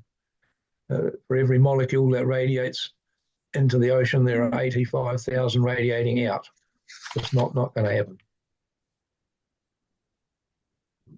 We've got time for one more question. Thanks, Peter. So the CO2 conversation aside, you're acknowledging that the sea level is rising, whether it's seismic or volcanoes under the ice in Antarctica, but the predictions you feel are a bit slower than what is currently being anticipated. But with land submersion and sea level rising, it is your assumption that the sea level is rising, and that's something that does need planning for? Well, yes, the sea level is rising, but like, for example, for Dunedin, south Dunedin, NIWA has said that it would take a 30 centimetre rise before South Dunedin was threatened by sea level rise. At 1.36 millimetres a year, that is going to take 220 years. I think we've got plenty of time to look how to deal with that. We don't have to jump in and do massive restructuring or anything else right now. The sea level is going to carry on at its current rate. I don't know what it is for Southland. It'll be probably something about 1.5. Depends on the subsidence around Invercargill, I guess, around your coastline. Do you have a view of whether that rise would be predicted to remain linear, or is that potentially going to be an exponential sea rise? No. As you saw from that graph I had here, that looks rising. The sea level rise is linear, and the average for New Zealand is 1.7 millimetres a year. It's linear. It's not going to jump up any day soon, and if it does, it's not going to jump up by metres in a matter of a year or two or months. It's going to increase very gradually, and you would see that on your tide gauges and have plenty of time to deal with it.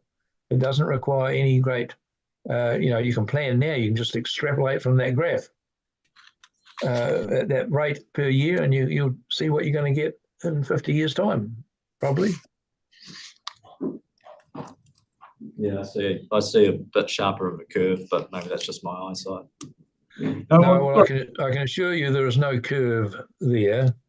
There is a periodic, if you go, it's a bit hard to see there, but there is a 50-year cycle of increasing and decreasing tides, but when you average through it, and the Sea Rise project tells you that there's an acceleration, but that's a concoction because they start at the bottom of a cyclic trough and they end at the peak of a cyclic trough. You can't do that. That's not science. That's activism. Peter, thank you. We've come to our time limit, so we'll have to cease the discussion there on this one. But I just want to acknowledge and thank you for contributing to the consultation process and then also taking time to speak with us today. And I just want to reassure you that you will receive a written response to your submission once we've completed our deliberation processes. So thank you for that.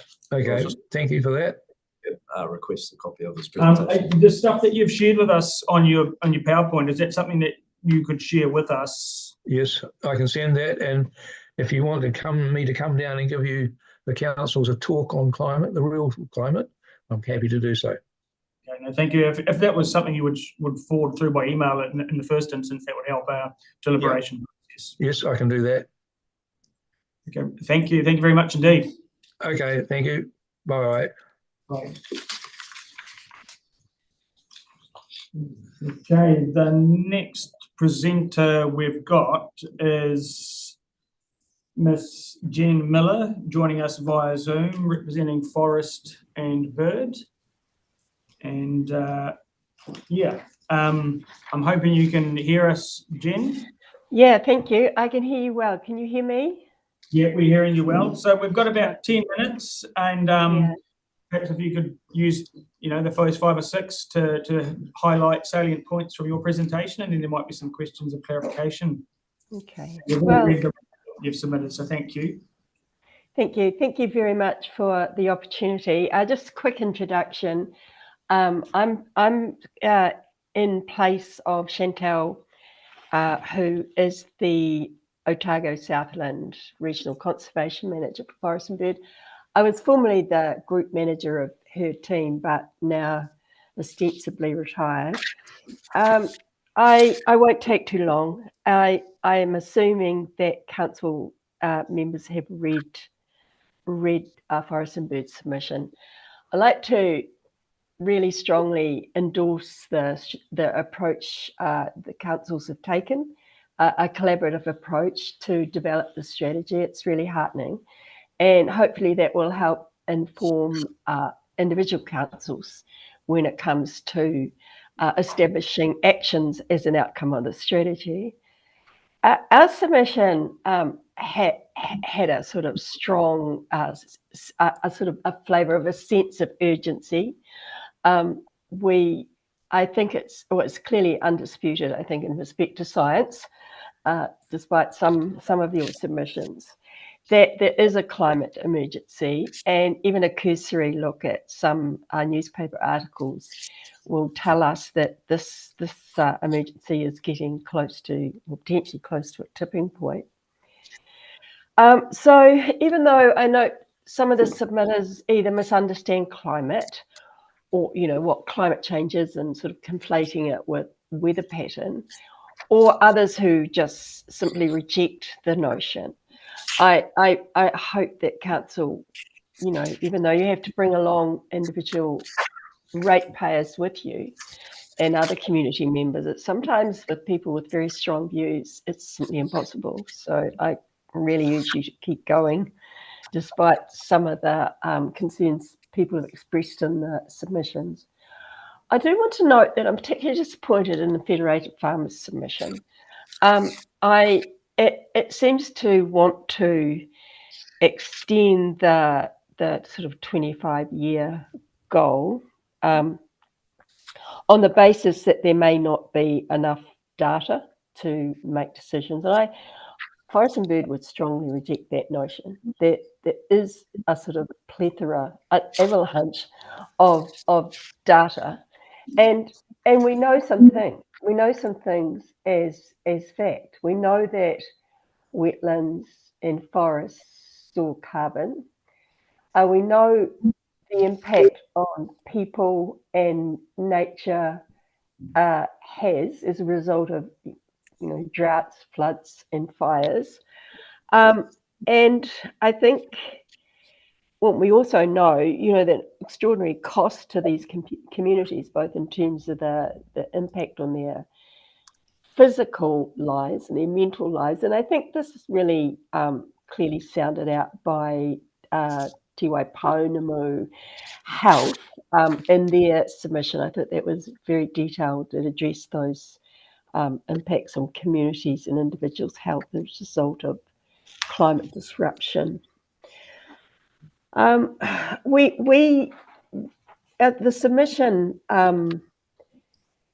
submission focused a lot on nature-based solutions, and we would submit to councils that there is a great deal of information on how we can start to mitigate some of the impacts, and that is around the making room for rivers when there are opportunities. Obviously, it's not suddenly going to take away stock banks and bunds and allow the floodplains to be inundated by water. Clearly, that's a good long-term strategy. But there are some opportunities, as councils have already done, and as you know, some community groups and individual landowners in terms of enhancing wetlands, restoring wetlands, and so there could be a lot of work done already.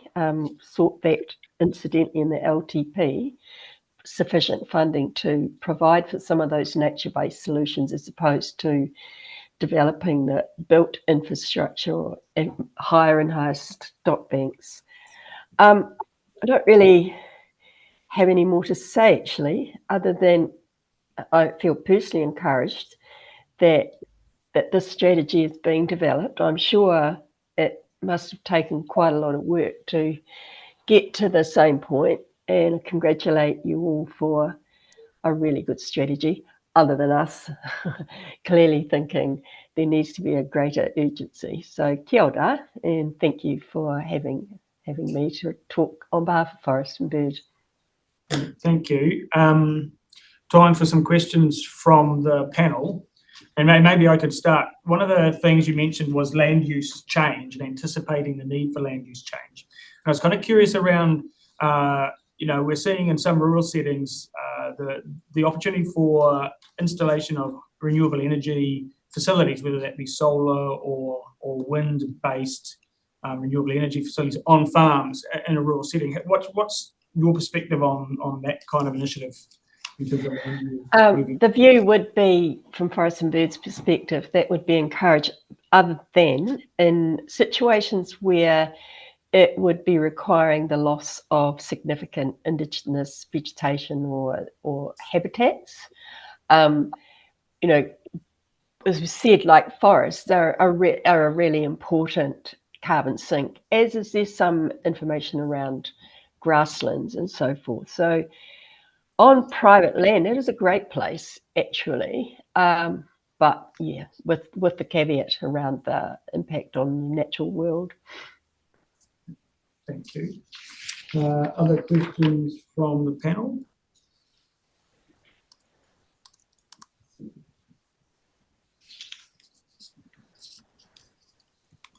Can I just ask, you did encourage us to consider bringing forward the 20 to 2040, the date by which we pursue carbon. Yes. I accept 2050 as a viable goal, as is, and I actually note, despite what the Federated Farmers was saying, I noticed that the University of Otago Geology Department considers it 2050 viable and definitely helpful. But I suppose the 2040 really was urging, just kind of expressing the sense of urgency, that there's a whole lot of information out. We know what climate change is already starting to do. And frankly, there's some fairly dire predictions around where this is all going. So it was really just expressing Forest and Bird's sense of urgency, although it is accepted that 2050 is fairly much a goal that most people would accept as a reasonable aspiration target. And I particularly I'm really warmed by the idea that the council wants to try and achieve this within a generation. So we're not leaving the consequences of inaction on our, well, in my case, children and grandchildren in particular. I find that really warming as a parent and grandparent. So thank you for that. Thank you. Other questions? Probably more of a statement around nature-based solutions, and we're recognising it not just as a urban and rural opportunities there to improve resilience and livability in green places in town. So I think there's really good some ideas in there that we could take into an action strategy. So. Yeah, I live in Christchurch, but I also live near the Lower Avon and the estuary. So clearly, I don't know how sustainable that might be, but there has been a great deal of wetland created, and more will be created throughout Christchurch, and they really have become, apart from acting as carbon sinks and retention as a way of managing floods, because clearly in Brighton and around there that's been significant since the earthquake because of the way in which ground has lifted. But they're also wonderful recreational spaces. Lots and lots of people walk along them, and the bird life has become quite fabulous. So it's really adding to the quality of the experience of living and visiting Christchurch. Thank you.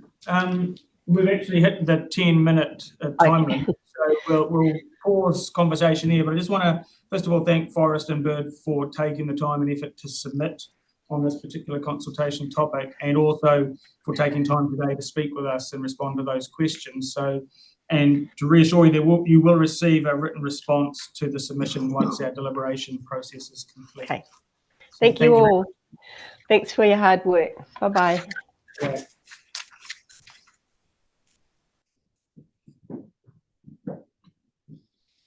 Very good. Keeping broadly to the time frame, and we did have a short break available to us, but if Jason wanted to go, we can jump into it.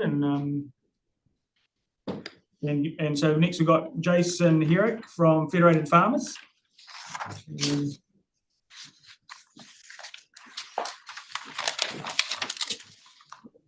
Jason, just as you're setting up, just to note that this meeting is being live streamed. We have all received a copy and have read the submission from Federated Farmers Southland. We've got about 10 minutes, and encourage you to perhaps speak to the salient points that you wish to give emphasis to in the first 5 or 6, and then there might be some questions of clarification from the panel. Awesome. Thank you very much for inviting me here today to talk to our submission. This is my first time doing this in this role, so just excuse me for my nervousness.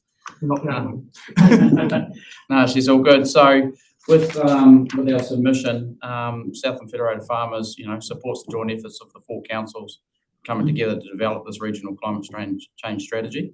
Okay, on the whole, we support the science and data-driven approach to the strategy. Okay, first and foremost, and we work closely with central government on these matters of climate change and adaptation. And our members understand the importance of climate adaptation and their part to play in this role, right? In our submission, we emphasise the importance of including, scientific and collective values.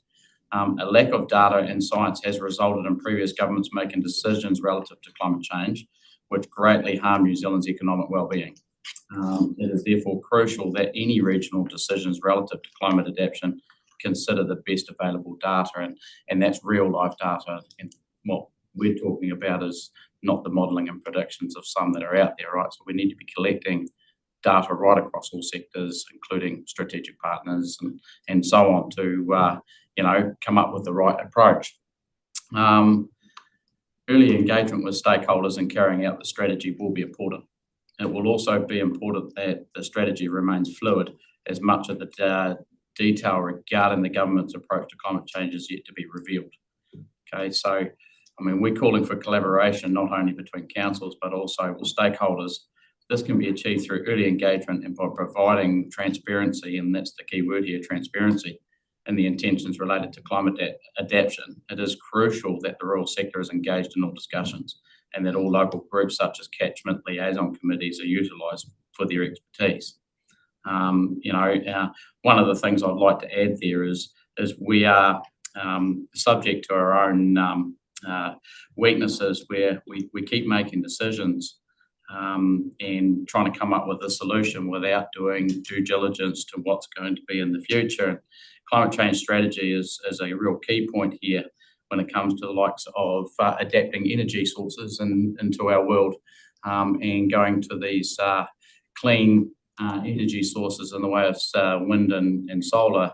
Has much thought been put into what's going to happen in the future when we can't recycle a lot of these materials and where they're going to end up and what environmental impact is it going to have on our environment in the future. So we seem to be making these decisions to solve one problem now, but we're creating more down the track. I'd like to, a lot more emphasis put on that when it comes to forming these climate change strategies, because it is going to affect us fairly, much down the track. So, it just seems to be a common thing. So, that's all I've got to talk about on our submission.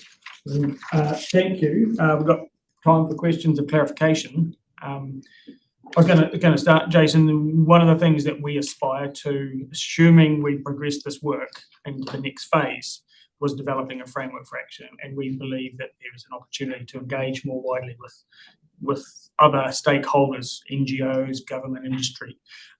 If we were to be pursuing that moving forward in accordance with the proposed framework for action, would you see, and what would your preferred form of engagement with Feds be if we were sort of talking to people? Would it be through HUIs or focus groups, or how would you get a sense of how that might work?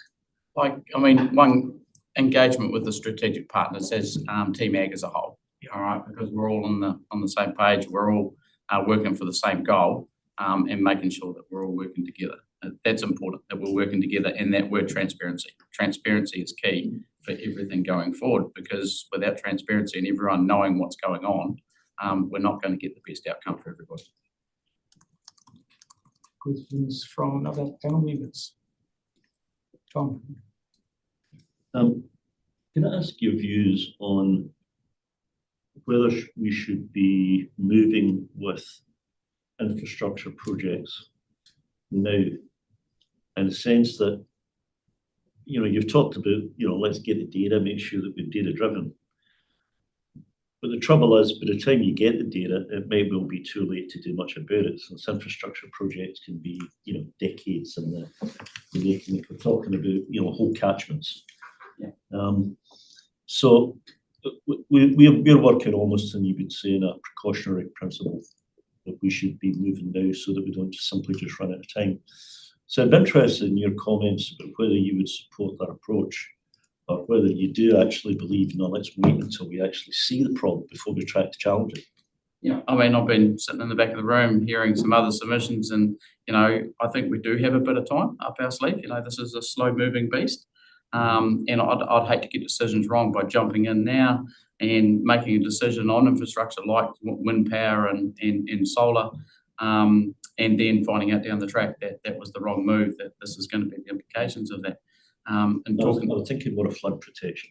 Flood protection. So my opinion, and it's actually Federated Farmers' opinion here in Southland in particular around flood protection, we have a problem with managing our resources rather than increasing them. All right, our rivers in Southland are in much need of maintenance. We have modified them. If we modify something, we need to maintain it. I've seen it personally growing up in Southland, that the rivers have got more and more enveloped with gravel.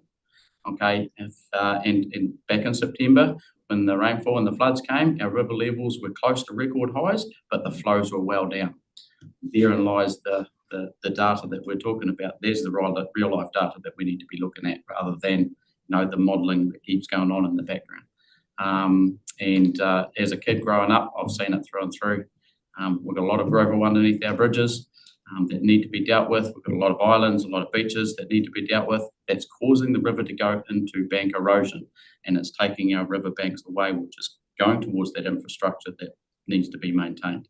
All right, so a lot of it's about realistic and sensible approaches and making actually real life, real-time decisions and looking at the impacts, what it's actually going to save compared to what damage it's going to cause. Thank you. If it's not done. Thank you. Yeah. Just a question, I guess, on the data from Team Ag. How much on-site data do you think can be collated from the rural sector with what farmers collate for their own businesses? And if there was, I guess, a repository for that data to flow into, is that something that you think through Fed Farmers or the greater rural sector, there'd be a real interest in submitting that raw data and to get a better sense of things? Absolutely, I 100% stand behind that. But there's a lot of experience out there in our farms. In my opinion, farmers are the biggest environmentalists we have, right? Because without the environment, farmers can't continue to operate. Okay, there's a lot of experience on the ground out there that have seen years and years and years of impacts of what certain weather events can happen and what they can do and the outcomes that can have on farm. Okay, and there's a lot of knowledge there that we can draw from. I do know that some farmers have a lot of information and around the impacts on their waterways and farms and plantings and so forth. They've got all the data on their freshwater and so on, that they've been collaborating, but they're scared to share it with the whole big picture in case it comes back to bite them in the bum. So is there anything that can be improved, I guess, in that trust?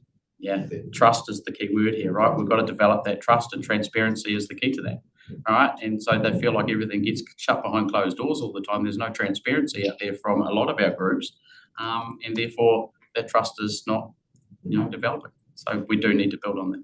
Can I just ask one more question on that? Do you feel that this first proposed phase 1 document, is there anything in that doesn't have that level of trust and concerns around transparency? When I first read that, I'm just a simple Kiwi bloke working on the land, and there's a lot of technical stuff in there that I don't understand. So we had to hand it to our policy analysts, to give us a one-page breakdown of it.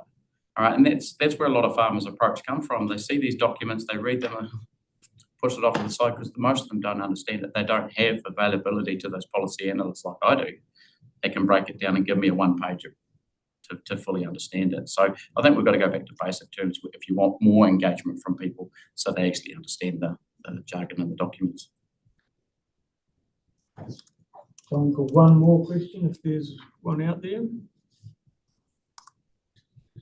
Okay, so I guess from my point of view, what I heard in that conversation was potentially an opportunity as we think about the next phase of work is the potential for citizen science and enabling some of that to occur in conjunction with landowners. Potentially, would that be something that you think Feds would be open to supporting or facilitating conversations? Definitely support and facilitate. We need that open flow of data from both sides. Brilliant. First of all, I want to acknowledge Feds for their submission in response to this consultation topic, and two, thank you for taking the time to come today to speak to us. I know it's a short engagement, but there will be a written response to your submission once we've completed the deliberation process. So I just want to acknowledge and thank you for that. Thank you very much for your time. Thank you.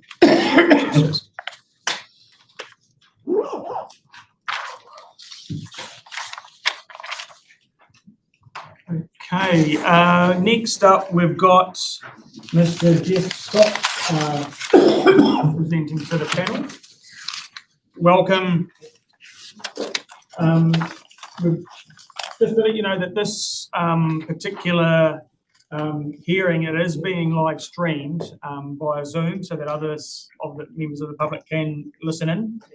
We have received some of your information, but I see we're being handed out some supplementary information, which we won't have necessarily had a chance to engage with.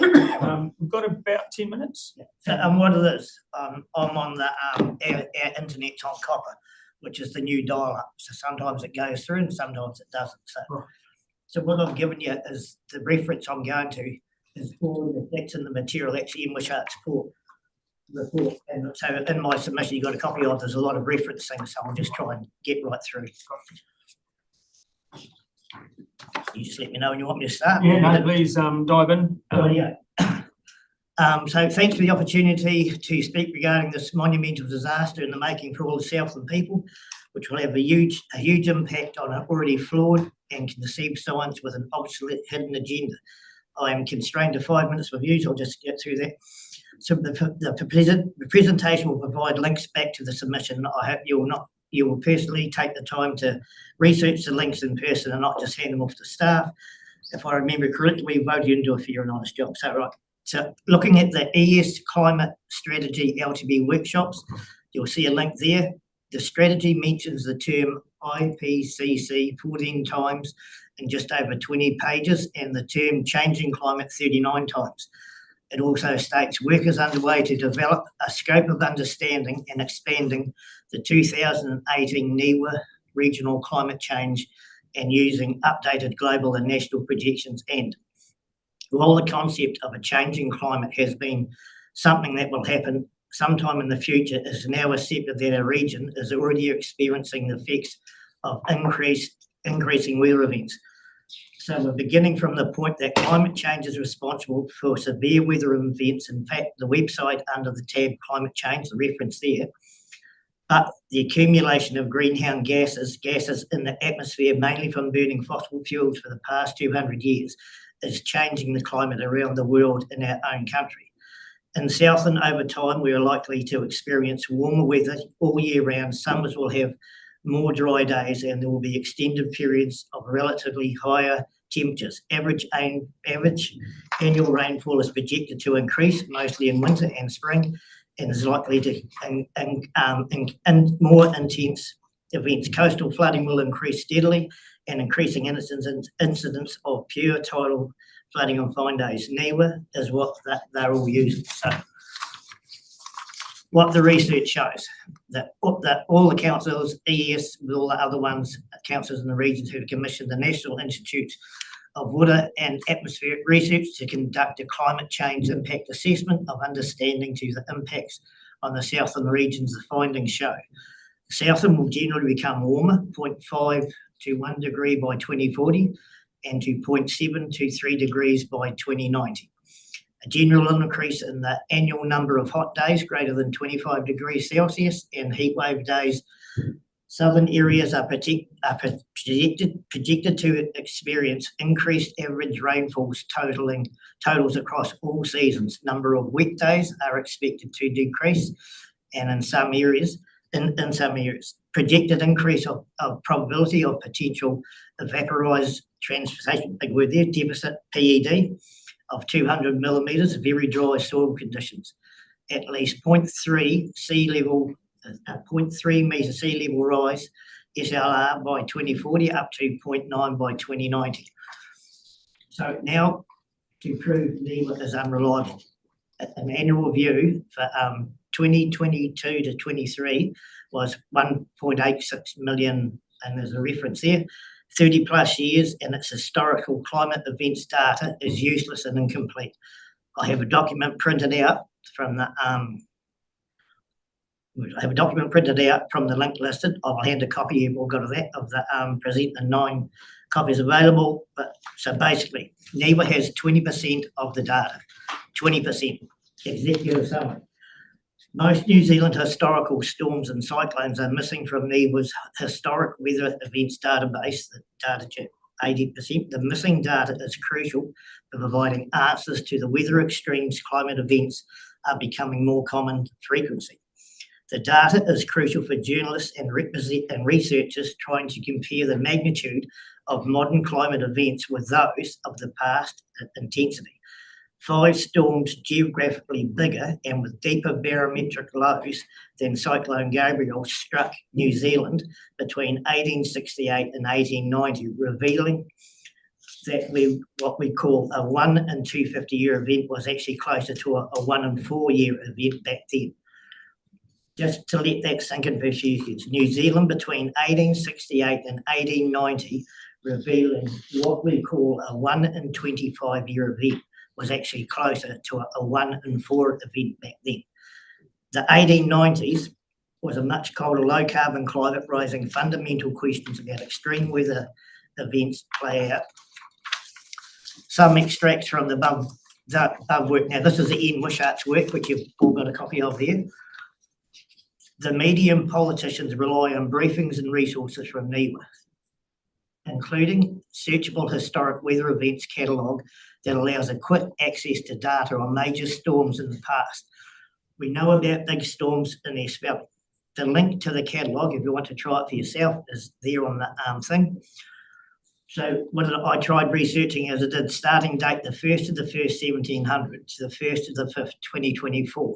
There were 432 events, not including the missing, which are events of a major significance and vitally important to any climate modelling and research. Why have NIWA removed? Or question mark.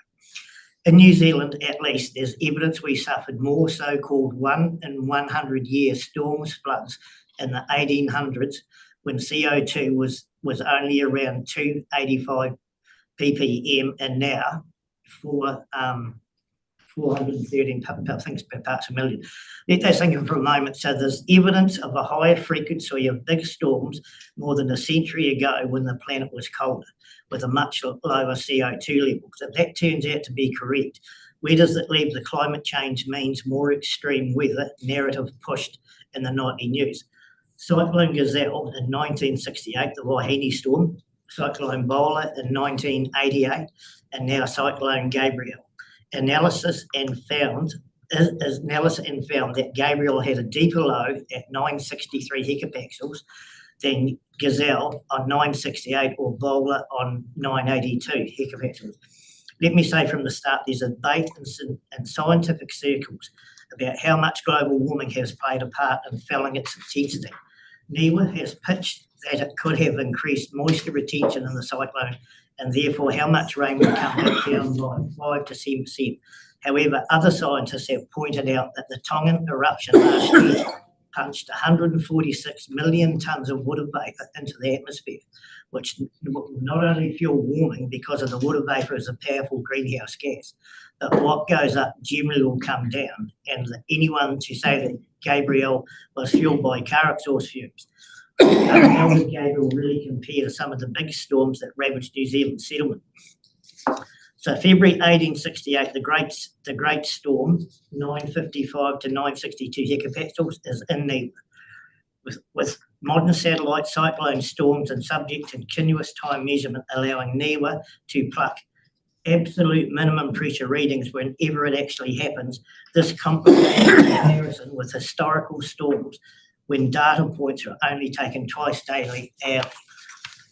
So December 88, snowstorm. So this is 970.8 hectopascals in Invercargill, not in NIWA. You'd think a Christmas snowstorm in New Zealand would count as a major historic event worthy of a NIWA listing, but apparently not. Southland Met Service Director Charles Martin reported on the 7th of December 1868. Southland Met, the barometer sank to 28.67 inches, which is 97.8 hectopascals, ushering in 4 days of heavy westerly gales, accumulating in a snowstorm the 11th of December. Martin noted wryly it was the only instance of such a phenomenon in December. January 1988 storm, 97.5 hectopascals, Southland, not in NIWA. Only 4 weeks later, the central Otago gold mining town of Lawrence was near flattened by a summer storm on the 2nd to 3rd of January, where the barometer dropped to a respectable 28.8 inches, 975, lower than Cyclone Bola, 982. The storm, which had been gathering for the whole of Saturday, held across the sky with redoubled fury during the night, and on the dawn of Sunday revealed the destruction that had resulted. Every part of the town gave evidence of overpowering force of the elements. Sheets of iron were blown with relentless violence through the air. There were as if they were scraps of paper. The houses on the hill suffered much. The commodious stables attached to the camp were entirely stripped. The front of Jeffrey's shop was blown in. The stables of Mr Harris destroyed. His kitchen carried bodily into the neighbour's premises. The gold receiver's residence become a total wreck. The bailiff's chimney fell, his stables destroyed. The Westland Chapel, a substantial looking brick building, cracked down the front, which now overhangs the street. The number of chimneys and outhouses which succumbed to the gale I could not re-enumerate. It is a strange sight to see the inhabitants searching for iron and wood from the erect houses, which they found in many instances a great distance from their original positions. Although not a national event by any stretch, it is a fair bet that brick churches cracking in a cyclone intensity weather bomb anywhere in New Zealand today would lead to TV news, an example of climate change before your eyes. Can I just pause there? We've only got a couple of minutes left, and if we just wondered if you wanted to pause and take questions in the last couple of. So I'll just finish with the last little paragraph. So you'll see in there there's two more events not new. So just to this end, so additionally, there are 7 further extreme weather events for which no barometric readings are available. Some were geographically bigger and appear to be more intense than Gabriel, but without readings we don't know. Of the 24 events included here, only 5 appear to be in NIWA's public database. 4 of those, only the 22 events from 1868 and 1890 are considered, then only 4 of these events are in the database. If the table was adjusted to compare the 17 known historic storms during the 22-year sample, the 3 biggest in modern times, Gabriel will place at position 8, Gazelle at 10 and Bowler at 16. In total, 22 extreme weather events associated with the storms of similar greater barometric pressure than Cyclone Bowler. The unregistered events are likely to have been even smaller. Have been located in the 20-year period from 1868 to mid-90s. There's a crude average of 1 bowler a year, and 1868 had 4 of them in 1 year. 5 of the known barometric events from 1868 to 1890 had a far deeper barometric intensity than satellites measured on Gabriel, suggesting that colder, low-carbon 1800 storms of that magnitude may have been 1 in 4-year events, not 1 in 250-year events. The extreme events detailed in this study and not currently entered into NIWA research database tell the story of what New Zealand might look like when the sea level rise between 1 and 2 metres, of entire towns being washed away or burnt down, and the biggest cities regularly knee-deep in floodwater with a frequency that would make a climate journalist blush. Thank you for that. That's a pretty thorough narrative. Yes, sorry that it never come through the emails to get it out, but so Ian Wishart had done a lot of research and stuff like that, so but it's just that I get a little bit nervous when the substantial things are missing from NIWA. Why? Why have they been taken away from that, you know? So I'm not a history buff, but so I've come from a farming family on the banks of the Matara River, then I did a lot of time up the coast, you know, so and so some of the stuff that should be in the NIWA stuff, even for greymouth floods, isn't there. But so there's a link in there you can actually go into the NIWA thing, and I punched all to get it, and it come up to 420 events and stuff like that. Yeah, well, thank you. Unfortunately, our time has elapsed, and we've got others waiting to present. But you've given us a rich package of information there, and we can follow the links through. And we've got them. Well, the links are the most important things. If you'll back it all up, but yeah. I just want to acknowledge and thank you for taking time to come and speak to us and to submit. And there will be a written response provided back to you once we've completed our deliberations. So thank you very much indeed. Thank you very much for your time too.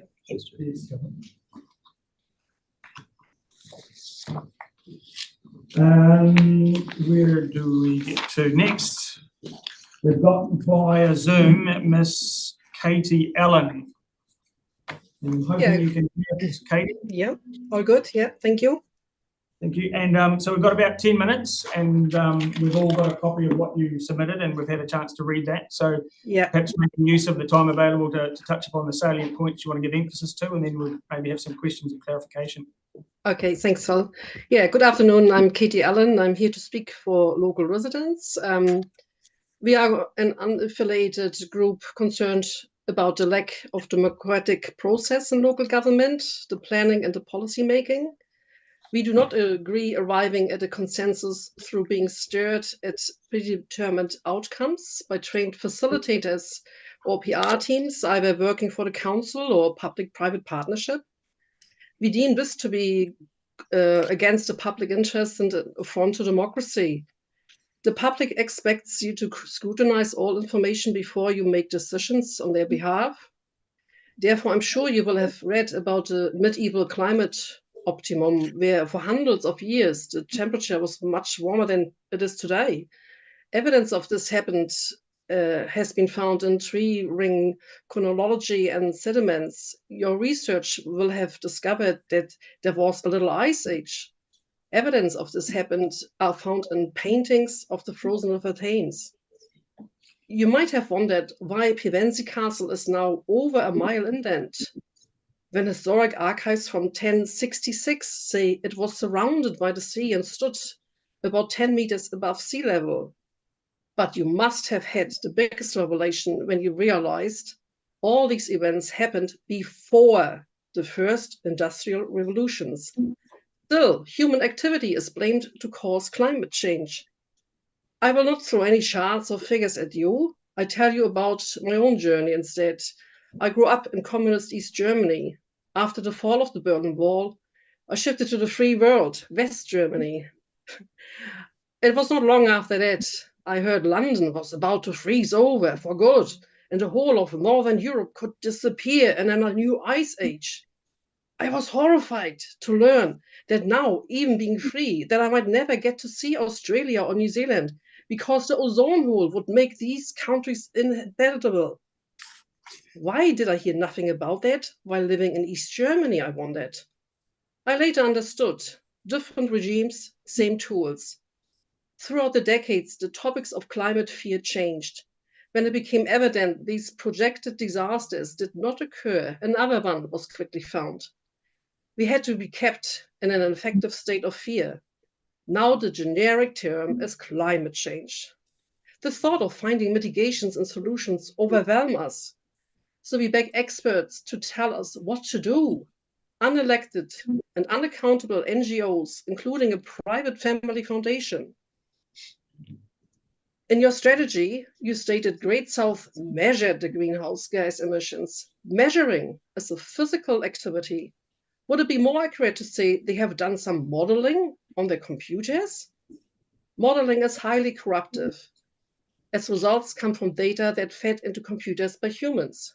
Look at Dubai and their very miscalculated cloud seeding to manipulate the weather. This was a true man-made climate change event. Environment Southern has specific responsibilities, for example, managing flood risk, which has been neglected over a long period. How else was it possible? We have so many dairy farms in an area that has heavy clay soil. Ground gets packed so intensely over vast areas. Combined with bad ground management, rain cannot penetrate the ground and flooding occurs. The other concerning issue is the lack of river gravel extractions. Gravel build-up has purely to do with physics. Our region's vital infrastructure has been left at high risk, and ratepayers are left to either accept the loss of their bridges and roads or to pay for the replacement. One figure I will give you, 1,919. That is the number of scientists and experts in this field who signed the climate declaration that was presented to the UN around 5 years ago. Almost 2,000 highly educated and trained experts, amongst them professors, doctors, and even Nobel Prize winners. They say there is no climate emergency. They ask that climate science should be less political, while climate politics should be more scientific. We local residents say it is cruel as well as imprudent to advocate the squandering of millions on the basis of results from such immature models and predictions. We urge you to follow a climate policy based on sound science, realistic economics, and genuine concern for those harmed by costly banana attempts to mitigate. There is no climate emergency. There is no cause for panic and alarm. We strongly oppose the harmful, unrealistic net zero policy. People are literally paralyzed and frightened by climate change alarmist strategies like yours. That is not how anyone, and particularly children, should live their lives. You are now put on notice. We do not consent. Thank you for listening. Thank you. Got an opportunity for some questions from the team. Just wondering if there's, I guess one comment I would ask, Katie, is within the proposed strategy, was there any particular element or part of that you found most alarmist or more alarmist, or was there anything you would shine a light on that was unhelpfully alarmist in your mind? Yeah, just that you rely on data that's been given to you by who I ask, actually, who are your experts? They are NGOs. I doubt that Great South has their own scientists and their own high-tech, costly measuring equipment. How do you quantify CO2 emissions? So it's all just a bit unclear in your strategy statement. Right. And so it's more that lack of evidence or transparency on when that data has come from or how it's been calculated. I would say so, Phil. That it's difficult to challenge it when you can't look to see where it's come from or how it's been calculated. That's right. Yeah. Thank you. Other questions from the team? Keith. So other speakers have been referring us, and you may reference to it as well, in terms of the little ice age. And the Industrial Revolution was, I guess, when it was at its peak, and the world has been warming up since, is what they've been presenting to us. Surely we have a role then to adapt to what is changes happening in our climate, regardless of why it's happening. And the types of changes could relate to particularly rainfall patterns, flooding, coastal issues. What's your view on that? I absolutely advocate for mitigation and any disasters, or to avoid them, like the gravel extraction I pointed out. That is necessary, and absolutely the pollution is very different to the climate change policies that you promote here. Pollutions we have, I only point out AB Lime and near Winton, and that's the Sewell landfill in the southern South Island. So, and we still don't recycle glass. So that's why I think you should start where you should start. When I came here from Germany over 22 years ago, recycling of glass, that was just common, and I was shocked that this is not even done here. So that's hypocritical for me. How can that still be the fact? And then you want to spend millions and millions on a strategy that has no scientific base. Well, I can't see it. I'm not a scientist, but I can't see it. Is there other questions from the panel? We've got probably time for one more at most. Katie, I think I think that's probably all the questions that we've had from the panel at this point in time. Just want to acknowledge and thank you for taking time to submit on this consultation topic, and thank you for taking time today to speak with us. And I want to just reassure you that there will be a response to your submission provided once we complete the deliberation process that this meeting is part of today. I thank you too, and all the councillors. And I know it's not easy, and I know you work hard and don't get appreciated or acknowledged often. So thank you for all the work you do for the people. Yeah. All right. Thank you. Bye. Thank you, Katie. Bye.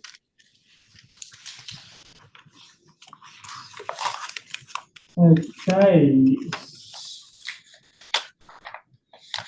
So next we've got Ms Jaspreet and Boparai coming to us via Zoom, and I'm hoping, Jaspreet, that you can hear us and see us. Or I can, thank you. I hope you can't hear the heavy machinery right outside. I've tried to put on earphones to block it. No, you're coming through very clearly and quietly. So we've got about 10 minutes, and we've all had a copy and an opportunity to read your submission. So I was wondering if we could perhaps suggest you take 5 or 6 minutes to speak to pertinent points, and then we might have some questions of clarification to follow. Thank you very much, and I'll get straight into it. Now, as a Southland farmer of 10 years, but more importantly, as a mother of 2 children, both under the age of 10, I am very invested in the sort of future they are going to inherit. But I think, and I have had the advantage of listening to other presentations off and on through the day, I think what's missing is perspective, and that's what I'll be focusing on. Change is climate change, or any change is something no one denies, but it is relative to the time period we are looking at it. The Earth, ballpark, just under 5 billion years old. Life, 3.5 billion years. Man, us, we've been here for 2 million years. And the Industrial Revolution, just a blip in time. It doesn't even, figure into it. But I go into the definition and the appendix of the Regional Climate Change Strategy, and I'll read it out. It says in the document you're consulting on, that it's a change of climate which is directly or indirectly related to human activity that alters the composition of the global atmosphere. So let's get a perspective of how big this is. Of course, that came from the United Nations, the same United Nations which got its Nobel Peace Prize on its efforts to disseminate knowledge about man-made climate change. Just man-made. We are not looking at natural variability. So how much is that? Carbon dioxide is a very, very minor gas, 0.03% of the atmosphere. And if we look at the global carbon cycle, because it's not just man who emits CO2, most of it is emitted by natural processes. Out of an annual 800 gigatons of carbon dioxide emitted, human beings account for just 29 gigatons. That's as of 2022 data, which is again very small. 3.6% of the global CO2 emissions are due to man.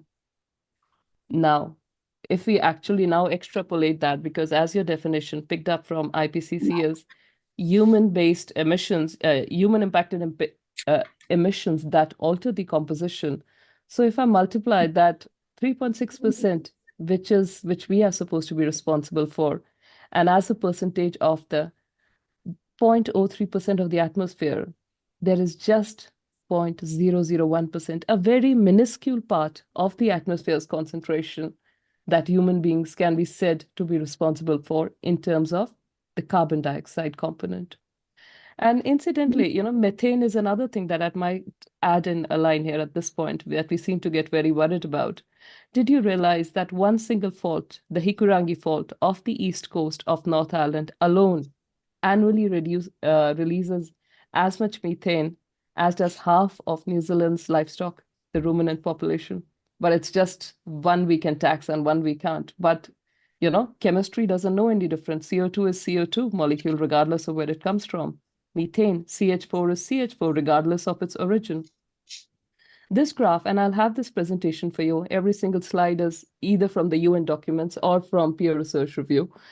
This one is from the United Nations first report, AR1, that came out in 1990. Now, if you recollect, IPCC was only set up in 1988. So 2 years after its formation, there was still some semblance of honesty in that organization. The upper figure, it shows the various ice ages that the Earth has gone through. And whereas the lower figure, it shows the temperature variation. And if you look towards the far right of your screen, just over the last 2 millennia, we've gone through 2 warmings and then a cooling period.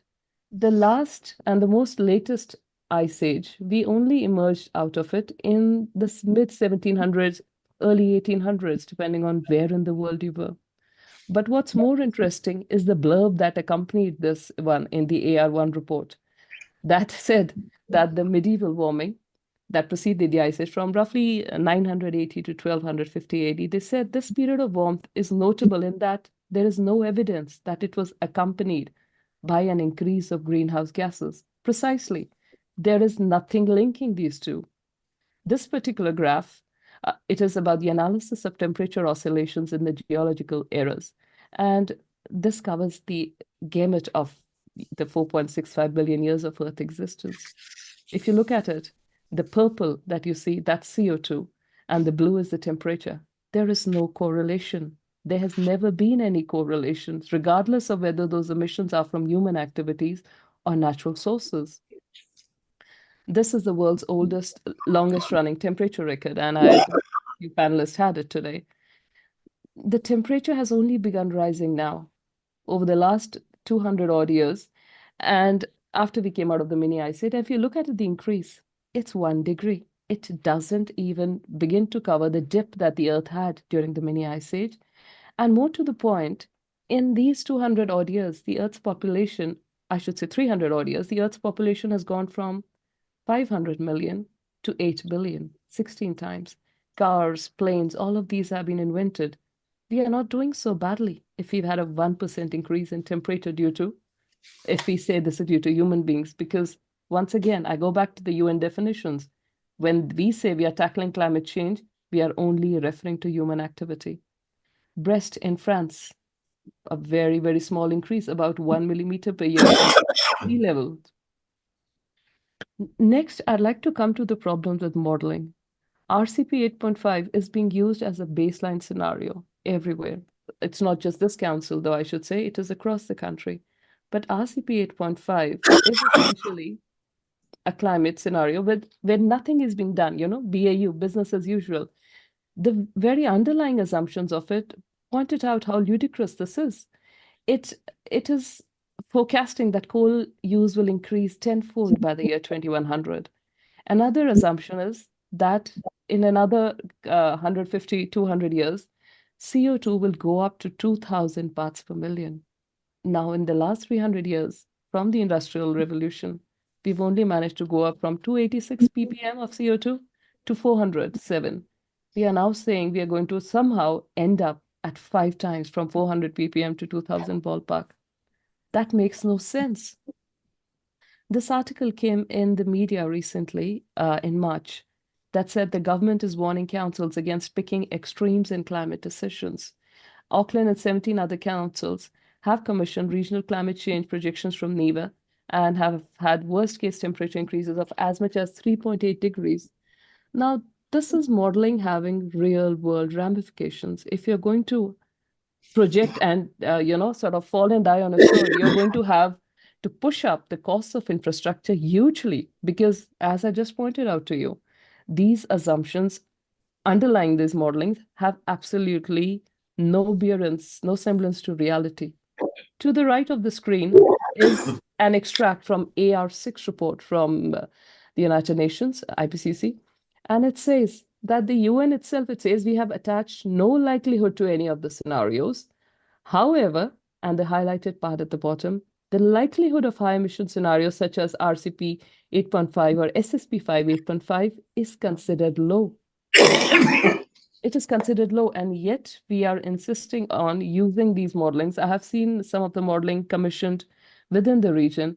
It is using RCP 8.5 as BAU, and as governors in this particular area, I would urge you on behalf of the community to push back and ask questions that why are we doing modelling based on this? This is what the graph of RCP 8.5 looks like.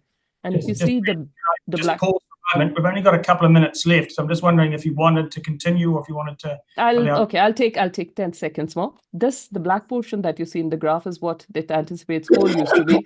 But again, I began from the UN, I'll end there. This gentleman you see in the picture, and I should not speak ill of the dead, is Stephen Schneider. He was lead writer on 4 of the 5 IPCC reports. So an expert by the UN. He wrote 2 books, one a few years before I was born called The Genesis Strategy, warning of an impending ice age. The other was written a few years after I was born in the late 80s, that said that there's an ice age coming, there's a global warming coming. So within a span of a decade, they flipped their position. So how much should we be putting any emphasis on what the United Nations says, and should we be looking locally at what we should be doing? Thank you. Thank you, Jaspreet. We've got a time for one question. If there's members of the panel, we've got Tom. Thank you. Jaspreet, we have seen a number of presentations this morning which are similar to yours. May I ask, we all know that 5 scientists can look at a set of data and come up with 5 different conclusions. That's actually the nature of science. We expect science to differ in opinion and to, through, moving through to experiment and so forth to either prove or disprove. But it would be true, I think, that a majority of scientists in the world have a different opinion than the one that you've expressed. Can I ask you whether you see that as purely a matter of professional difference, or whether you think there are some other forces at play?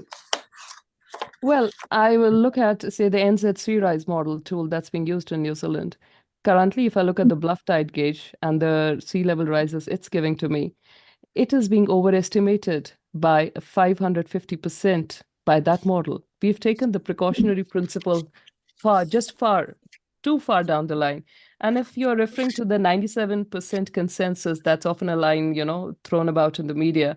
Science has never worked with consensus, but since this particular one was by this gentleman, who was a psychologist, incidentally, in Queensland University, by the name of John Cook, who said that he looked at 29,000 authors and 11,000 papers, and he found a 97% consensus. It's worth looking at the statistical method there. He looked at the reports. He took out the 67% of those, the ones that did not agree. Then the ones that said, yep, we might have some, human beings might have some, role to play. He took those and he started putting, very, very biased data out. So I'd say, garbage in, garbage out. Science is only as good as we can make it, how robustly we are able to look at the arguments. And science has never worked with consensus, never by. The nature always wins. We have to look at what the tide gauges tell us and pull back our projections. Thank you. Thank you. Jaspreet, we've just gone over the 10-minute time limit that we're constrained within. So just want to acknowledge and say thank you for taking the time to submit on this consultation topic, and thank you for taking time to speak with us today. And just want to note that there will be you will receive a written response to your submission following the completion of our deliberation proceedings. I just want to thank you for that. Thank you very much for the patient hearing. Bye-bye. Jaspreet, one thing, you had provided a copy of the slides you used in your presentation today. Is that something you could email? I do with speaker notes. I'm happy to forward it to your office. Thank you. Bye. Thank you. Okay, keeping a weather eye on the clock, we're tracking reasonably well. Two remaining. The next speaker is Mr Dave McPherson, who's speaking us from the Future is Rail. And I'm hoping, Dave, that you can hear us and see us online. Good. So we've got about 10 minutes, and just wondering if you could perhaps use the time, 5 or 6 minutes, to draw attention to the salient points you wish to emphasise, and maybe some questions of clarification might follow from the panel. But I'll hand over to you for 10 minutes. Absolutely. Thank you, Mr Chair. And I'll try and be brief because I'm not a climate expert, and I'm not going to be quoting climate experts to you. Our organisation is a nationwide network of passenger rail advocates and advocate groups. I myself am from Dunedin and have a particular interest. The organisation I'm involved in getting passenger rail going again in the South Island, and particularly on the main south line between Invercargill, Dunedin and Christchurch. And we're certainly putting in a submission to the Regional Council Environment Southlands LTP in a few days' time. But one particular aspect that I wanted to address in relation to the climate change strategy relates to the role of transport and transport emissions in there. So I'm pretty much restricting myself to that. We support the thrust of your strategy. We support the findings that have gone into it. We note with interest the profile that you have put up, and particularly the comparison between 2018 and 2022 figures. which interestingly, and the region should be congratulated, shows a significant decline in the proportion of agriculture-related emissions. I'm not sure that everywhere in the country could say that without contention. So, but one of the things that draws our attention there is that the percentage of transport-related emissions has actually crept up during that same period. It's not the biggest cause of CO2 emissions in the Southland region. We're so totally aware of that, but we do think that it's one of the important contributors, and given that there's only 26 years or so to go until the net zero target in 2050 that both yourselves and central government have, we do think that that warrants more attention than is currently in place in your strategy. We think some of the mitigation proposals or examples perhaps that are in there ought to include ones relating to transport, and not just rail as an option. We believe that public transport contributes to reduce CO2 emissions when compared with private travel. So, and we're not trying anti-private travel either. In an area like Southland, we recognise that'll probably, certainly for the foreseeable future, be needed.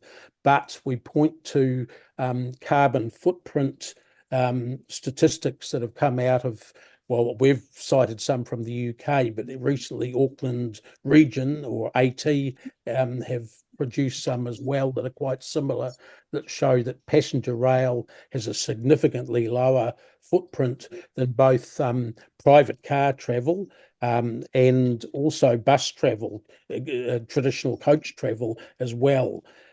So we're not really asking you to say that passenger rail must be included. We're asking you to say that transport has to be addressed as part of the mitigation that's going to help you achieve your CO2 emission net zero target. And within that, we believe you could usefully cite examples of how that might be achieved and the value of public transport, and rail is one of those forms of public transport, not the only one. So that's principally our argument.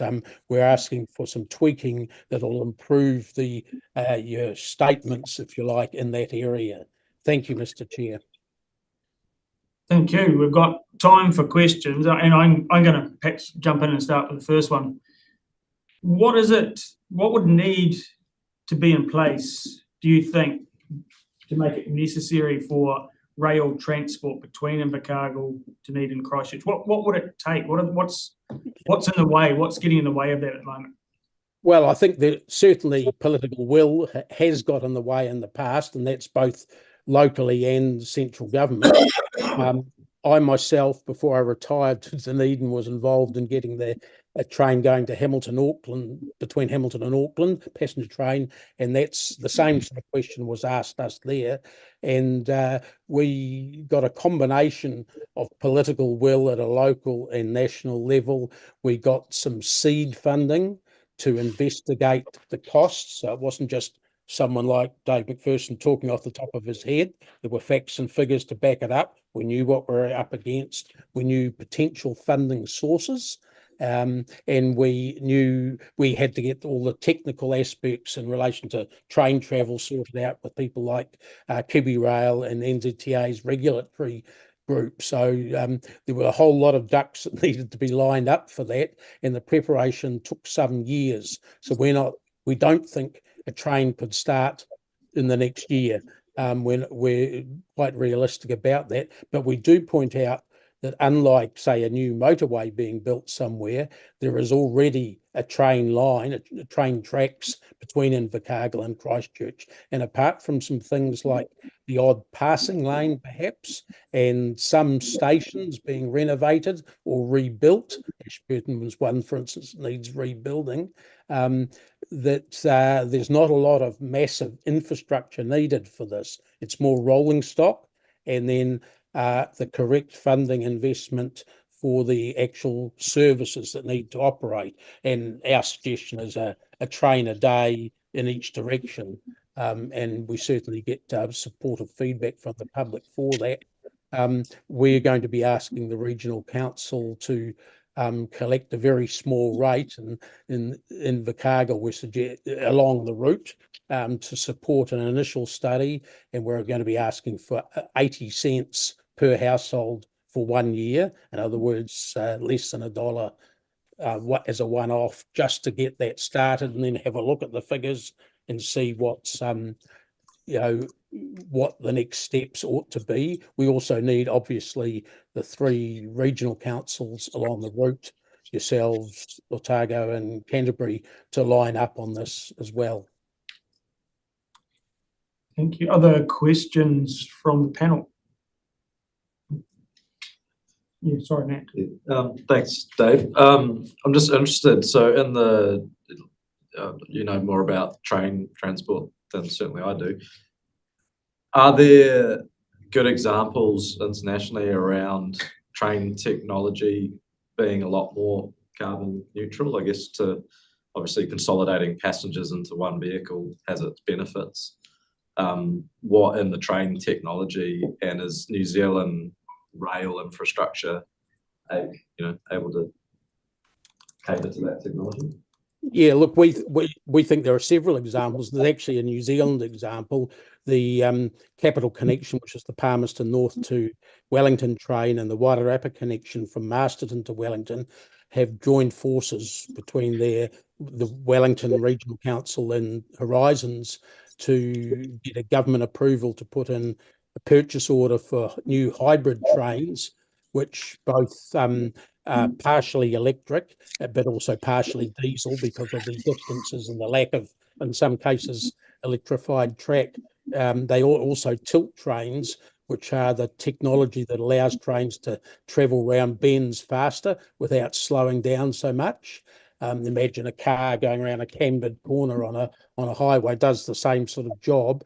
Now those are actually ordered and due to be in here in New Zealand about 2028 in both Queensland and in Japan. I'm not talking about the bullet trains here, but in the ordinary sort of rural network they have up there, they have exactly the same gauge, track width as us, and they use that sort of technology and have done since the 1990s there. I myself have been on the Queensland trains where they're doing that, and they certainly supported heavily in the regional centres. When you think of what's between, say, Cargill and Dunedin, you've got Gore and Balclutha, and it's those sorts of towns that proportionally probably have a bigger uptake. They have very, very few other public transport things available, and they've responded to the new technology. It makes the trains faster, safer, and more comfortable for the passengers. Cool, cheers. Thank you, Dave. We've just approached the 10-minute threshold, and we just want to acknowledge and thank you for submitting on this consultation topic. Thank you for taking time to speak with us today, and to reassure you that there will be a written response provided to your submission once we've completed the deliberation process. So thank you very much indeed. Thanks very much. Right, we've got one final presentation today from Mr Don Nicholson. I do acknowledge, Keith, that you may have another commitment elsewhere and that our quorum today is 4 panel members. So if you do need to slip away, please, I don't want you to take any risks transiting to your next engagement. Don, welcome, and thank you for joining us.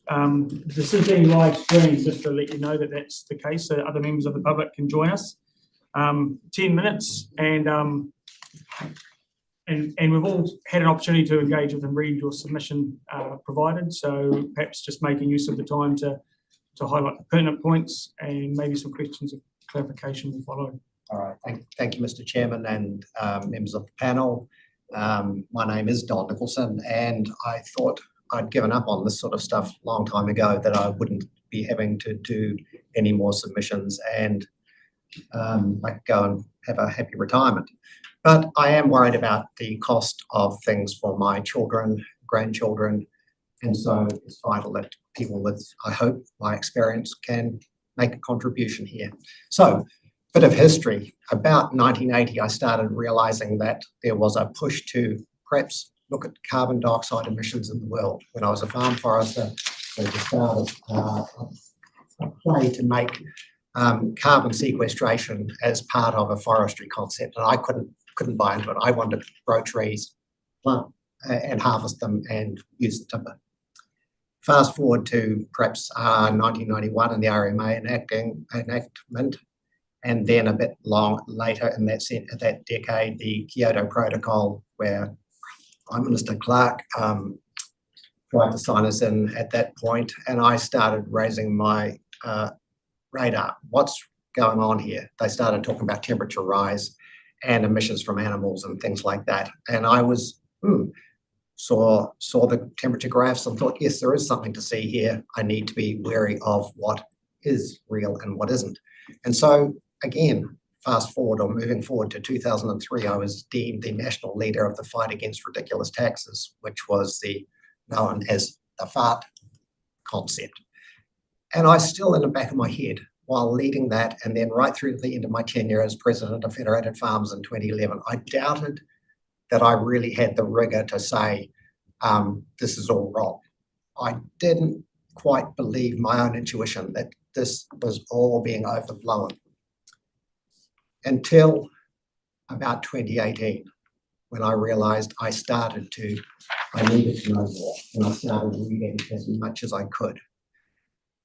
I learned that, for instance, aside from the infamous hockey stick fiasco, I learned, for instance, that physics is the eminent discipline involving itself around climate assessments. And I learned about radiative forcing. I learned about lots of things. And I also learned that our inventory for New Zealand has been overstated massively by the inappropriate use of metrics from methane and nitrous oxide. It is now acknowledged by the IPCC that that is wrong, overstated by a factor of 3 to 4, and I would posit quite in a contradictory sense that if you want to go down the net zero pathway, Southland is already there, because the metrics for methane and nitrous oxide have been so overstated. That is shown to me by professors like William Happer, William Van Weingarten, Steve Kernan, Dick Lindsay, and many, many more. I have access to those people on a daily basis if I need them. They showed me that the methane metric, for instance, was devised in an artificial atmosphere, dry in a laboratory setting, in isolation of other gases. It's nothing to do with the real atmosphere. When you put it in the real atmosphere, it has a completely different aspect, and it's close to zero in terms of its warming effect on the planet. Just an impossibility. So we've demonized not only CO2, we've demonized ruminant methane, or methane in effect, for what? An immeasurable change in world temperature. That is clear for anyone to look for and get the data on that if you want. So my thesis is this for the strategy here. I'm not against a strategy to protect the public assets of Southland. You know, it's business as usual, I would expect.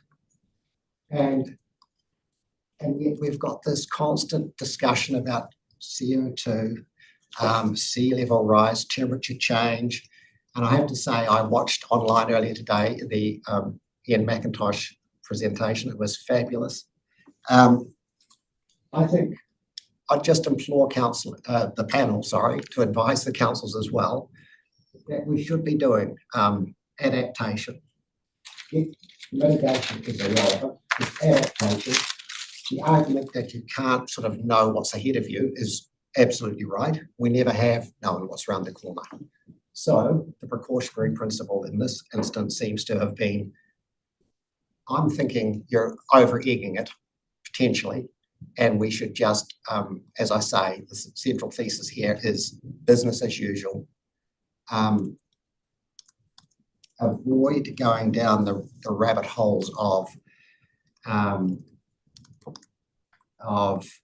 climate alarmism, because it's costly, Also, net zero is very costly, as, and for instance, one other name I'll drop here is Professor Michael Kelly. He did a paper for New Zealand on net zero, 550 billion by 2050, and no measurable difference to the temperature. I just implore the 4 councils in Southland to discharge their duties as they have to, in terms of the public assets. But don't be caught up in the debate about global temperatures, CO2, any of this stuff. It's not what we need. But I would say, I just want to reiterate this, because the Methane Science Accord, I wish they could have submitted here today, they would have shown you clearly that methane and nitrous oxide are being clearly, if you want to believe in the whole concept at all, have been overstated so much. If they were corrected, Southland is already at net zero. And when I listened to again online this morning to the people from talk about the Fiordland sequestration and things, we are being abused in this province, in my opinion, by national administrators on this, in this realm. So stand up for Southland, stand up for ourselves, and I think people would accept that adaptation, business as usual, won't have a problem. Sorry, that was a very convoluted way. Nothing off script, that's for sure.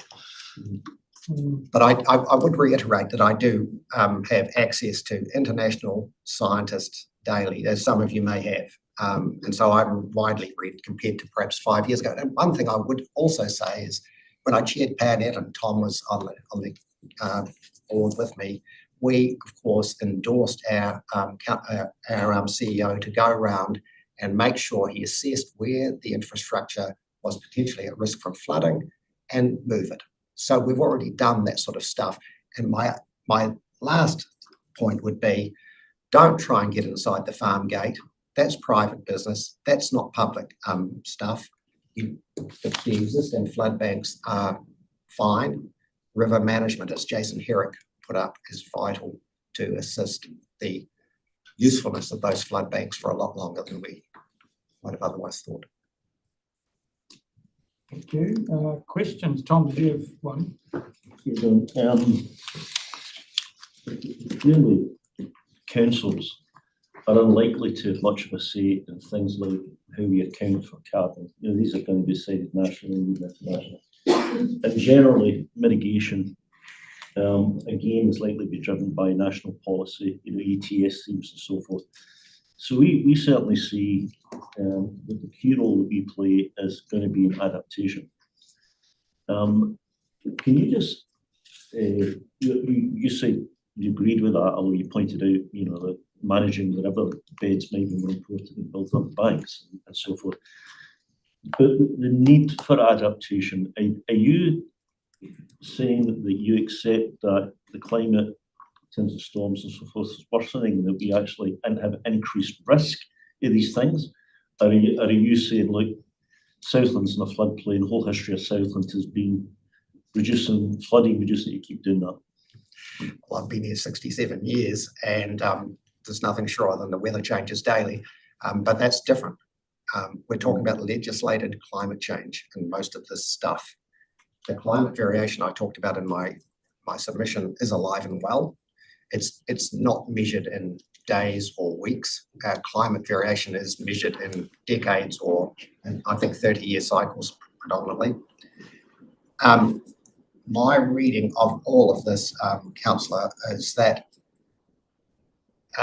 all bar, as Peter Foster pointed out, actually, when I watched him, all bar heat waves have been stable or reducing the last century.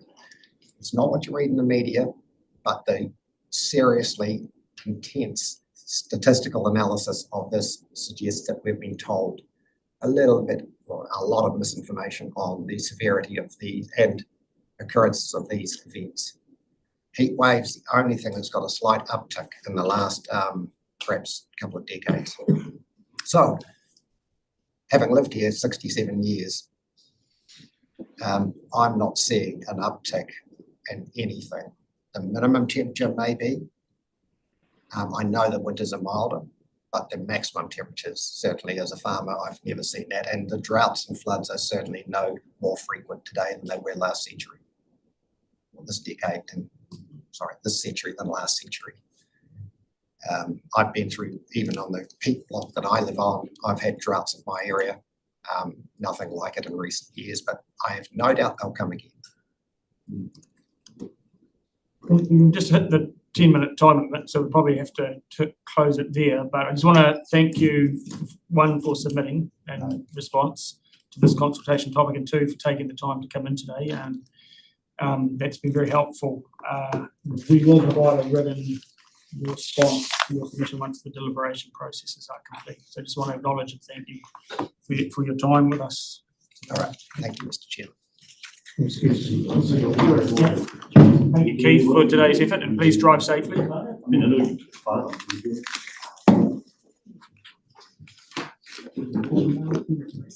really? That's what I need to ask you.